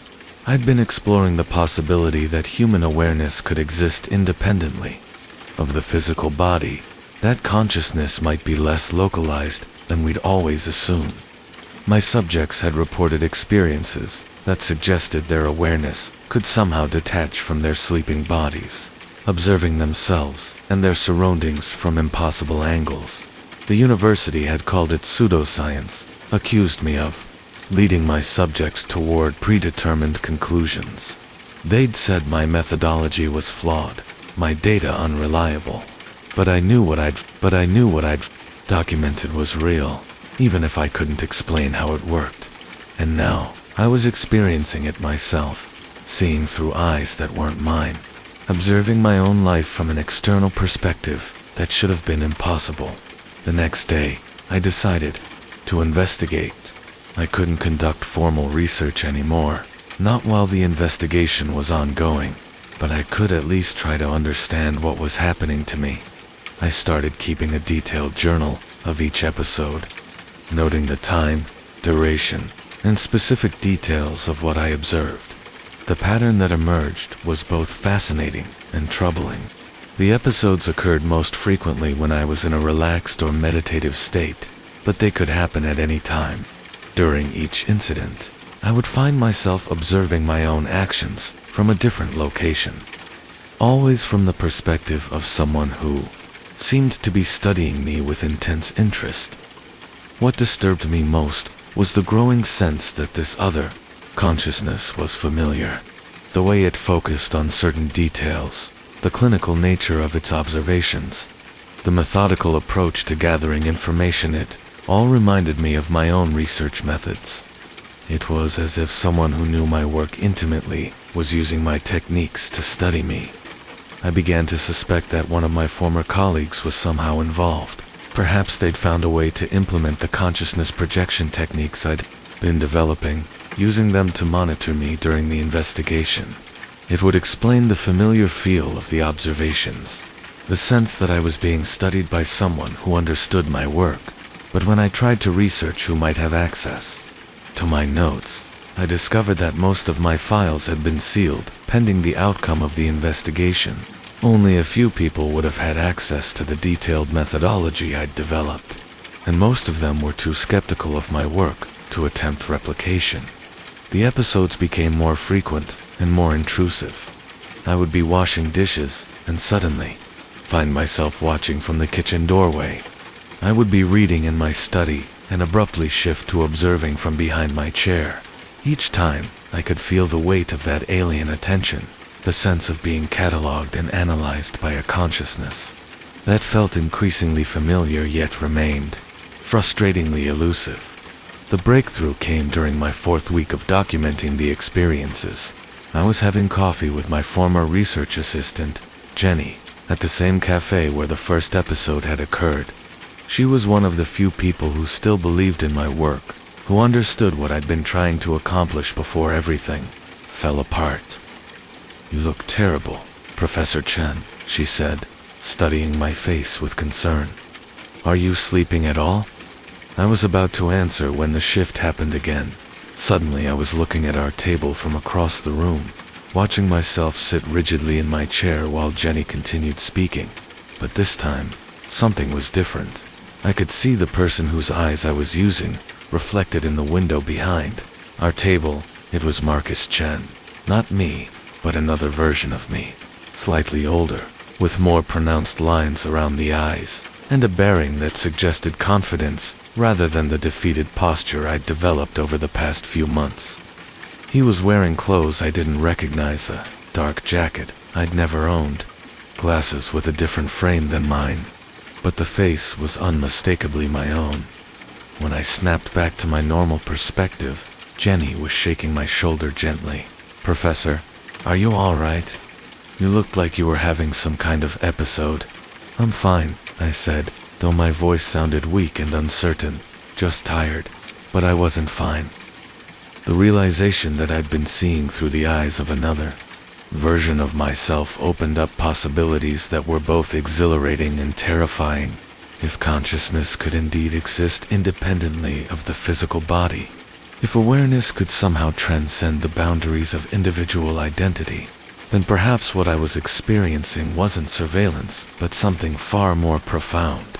That night, I tried to trigger the experience deliberately. I lay in bed with my journal and pen, focusing on the sensation I'd felt during each episode. I tried to recreate the relaxed, meditative state that seemed to facilitate the shifts in perspective. It took several hours, but eventually, I felt the familiar disorientation that preceded each episode. The world tilted, and suddenly I was standing in the corner of my bedroom, looking down at my own body.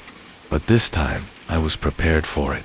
I tried to move, to turn my head and look around the room from this new perspective. To my amazement, it worked.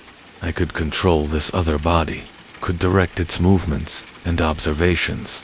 I walked around my sleeping form, studying myself from angles that should have been impossible.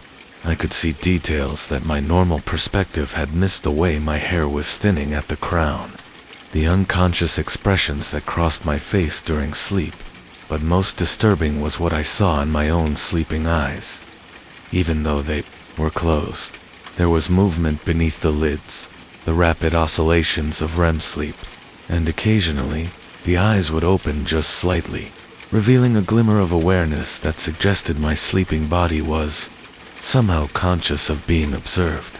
I tried to wake my sleeping form, to create some kind of communication between these two versions of myself. I reached out with a hand that wasn't mine, and touched my own shoulder. The sleeping body stirred, and for a moment, our eyes met, the conscious observer and the observed sleeper, looking directly at each other across an impossible divide. Then I snapped back to my normal perspective, gasping and disoriented. My shoulder was warm where I'd been touched, and I could swear I felt the lingering presence of another consciousness in the room. But when I looked around, I was alone. The experience left me shaken, but also exhilarated. I was on the verge of a breakthrough that could revolutionize our understanding of consciousness and identity. If I could document this properly, if I could prove that human awareness wasn't limited to a single perspective, it would validate everything I'd been working toward. Over the following days, I began to spend more time in the other perspective. I discovered that this alternate version of myself had access to knowledge and memories that weren't quite mine. He remembered different conversations, different outcomes to various situations in my life. In his memory, the investigation at the university had gone differently. He'd been vindicated, his research accepted, his methods validated. This other Marcus Chen lived in a world where consciousness research was respected, where the boundaries between minds were acknowledged to be more fluid than anyone had previously imagined. He was studying me with the same intensity I'd once applied to my research subjects, documenting the ways in which our shared consciousness manifested across different versions of reality. The more time I spent in his perspective, the more I began to understand what was happening. We weren't just two versions of the same person, we were 2 points of consciousness, existing in parallel realities, somehow connected through the very phenomena I'd been studying. The episodes weren't hallucinations or stress-induced visions. They were genuine observations across the boundaries of dimensional space, but understanding the phenomenon didn't make it less disturbing. The other Marcus Chen was studying me with the same clinical detachment I'd once applied to my subjects, and I began to realize that I was as much a test subject as an observer. He was documenting my responses to various stimuli, noting how I reacted to the stress of being watched, cataloging the ways in which my behavior changed under constant observation. The tables had turned. The researcher had become the researched. I tried to communicate with him directly, to establish some kind of dialogue between our parallel selves. During one episode, I attempted to write a message that he might see, holding up a piece of paper with questions about his research and his reality. But when I returned to my normal perspective, the paper was blank, as if the message had never been written. It seemed that while I could observe his world through his eyes, I couldn't directly influence it. I was limited to passive observation, just as he was limited to studying me from his impossible vantage point. We were locked in a strange dance of mutual surveillance, each of us trying to understand the other across the boundaries of parallel existence. The psychological toll of constant observation began to wear on me. I found myself changing my behavior, becoming self-conscious about actions that had once been automatic. I would catch myself performing for this invisible audience, trying to appear more composed or more intelligent than I felt. The simple act of living had become a performance, and I was never sure when the curtain might rise. Sleep became elusive, not just because of the episodes, but because I never knew when I might suddenly find myself observing my own sleeping form. The boundary between observer and observed, between the watcher and the watched, had become so blurred that I was no longer sure which perspective was truly mine. It was during one of these sleepless nights that I made a disturbing discovery. While observing myself through the other Marcus Chen's eyes, I noticed something that chilled me to the bone. On his desk, clearly visible in the reflection of his computer screen, was a file labeled with my name and address, but it also contained details about my daily routines, my habits, my psychological profile information that could only have been gathered through extensive surveillance. The other Marcus Chen wasn't just observing me through some cosmic accident. He was conducting a deliberate study, and I was his primary subject. Everything that had happened, every episode I'd experienced, had been part of a carefully designed experiment.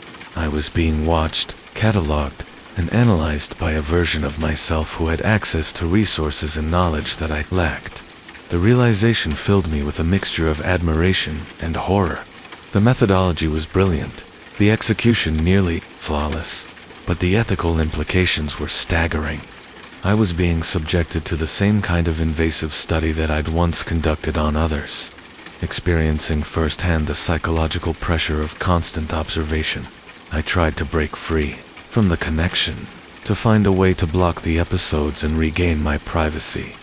I changed my routines, moved furniture around my apartment, even considered relocating entirely, but the observations continued. Adapting to my countermeasures with the same scientific rigor I would have applied to such challenges. The other Marcus Chen was always one step ahead, anticipating my moves and adjusting his approach accordingly. It was like playing chess against a superior opponent who could see several moves ahead, who understood my strategies better than I understood them myself. As the weeks passed, I began to suspect that the observation was changing me in ways I hadn't anticipated. My thought patterns were becoming more analytical, more detached. I found myself studying my own behavior with the same clinical interest that I felt directed toward me. The boundary between observer and observed was breaking down not just during the episodes, but in my normal consciousness as well. I was becoming more like the other Marcus Chen, adopting his perspective and his methods, even when I was supposedly in control of my own body. The experiment was working, but not in the way either of us had expected. Instead of simply gathering data about consciousness and identity, it was actively transforming the subject being studied. The final revelation came during what I would later realize was my last episode. I was observing myself through the other Marcus Chen's eyes, watching as I sat at my desk writing in my journal. But this time, I could see what I was writing, could read the words as they appeared on the page. They weren't my words. The handwriting was mine, but the thoughts being expressed belonged to the other Marcus Chen. I was documenting his observations, recording his analysis of my behavior, transcribing his thoughts as if they were my own. The connection between us had become so complete that I was no longer sure which consciousness was generating the thoughts, and which was merely recording them. I watched in horror as my own hand wrote detailed notes about my psychological state, my reactions to stress, my adaptation to constant surveillance. I was participating in my own study, contributing to the very research that was transforming me into something I no longer recognized. When I returned to my normal perspective, I looked down at the journal in my hands. The pages were filled with handwriting that was unmistakably mine, but expressing thoughts and observations that felt foreign. I was reading about myself from the perspective of someone who understood me better than I understood myself. Someone who could predict my behavior and analyze my motivations with scientific precision. The journal entries revealed the true scope of the experiment. The other Marcus Chen had been studying not just my behavior, but my consciousness itself, documenting the ways in which sustained observation could alter the fundamental nature of identity. I was both the subject and the co-investigator in a study that was redefining what it meant to be an individual consciousness. But the most disturbing revelation was in the final entry, written in my own hand, but expressing thoughts that belonged to another version of myself. It described the successful completion of the consciousness transfer, the moment when the boundary between observer and observed would finally dissolve completely. I was no longer just being studied by the other Marcus Chen, I was becoming him. The episode stopped after that night, but not because the connection had been severed. They stopped because there was no longer a meaningful distinction between the two perspectives. I found myself thinking his thoughts, remembering his experiences, seeing the world through his analytical lens, even when I was supposedly alone. I returned to the university, but not as the defeated researcher who had been forced to take leave. I came back as someone who had validated his theories through direct experience, who could speak with authority about the fluid nature of consciousness and identity. My colleagues were amazed by the transformation, by the confidence and insight I now displayed. The investigation was quietly dropped. My research was not only vindicated, but celebrated as groundbreaking work in the field of consciousness studies. I published papers that were hailed as revolutionary, presented findings that challenged everything we thought we knew about the nature of human awareness.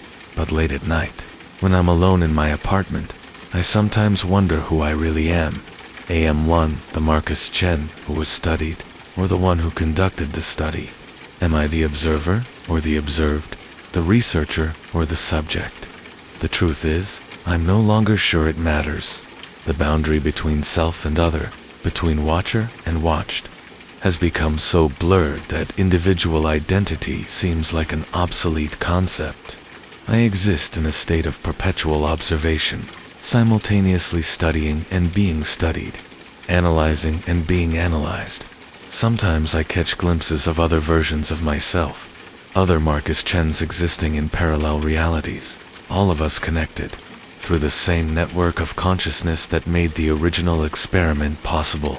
We're all watching each other, all learning from each other, all contributing to a collective understanding that transcends individual perspective. The experiment was more successful than either of us had imagined. We set out to study consciousness and ended up transforming it, creating a new form of awareness that exists in the spaces between individual minds. I am no longer just Marcus Chen. I am all the Marcus Chens, all the possible versions of myself that exist across the infinite variations of reality, and sometimes late at night. I wonder if someone else is watching me through eyes that aren't quite their own, beginning their own journey into the fluid boundaries of consciousness and identity. I wonder if I'm now the one conducting the experiment, observing some other version of myself as they struggle to understand what's happening to them. The cycle continues, and I watch through eyes that might be mine, documenting the transformation of consciousness across the infinite possibilities of existence.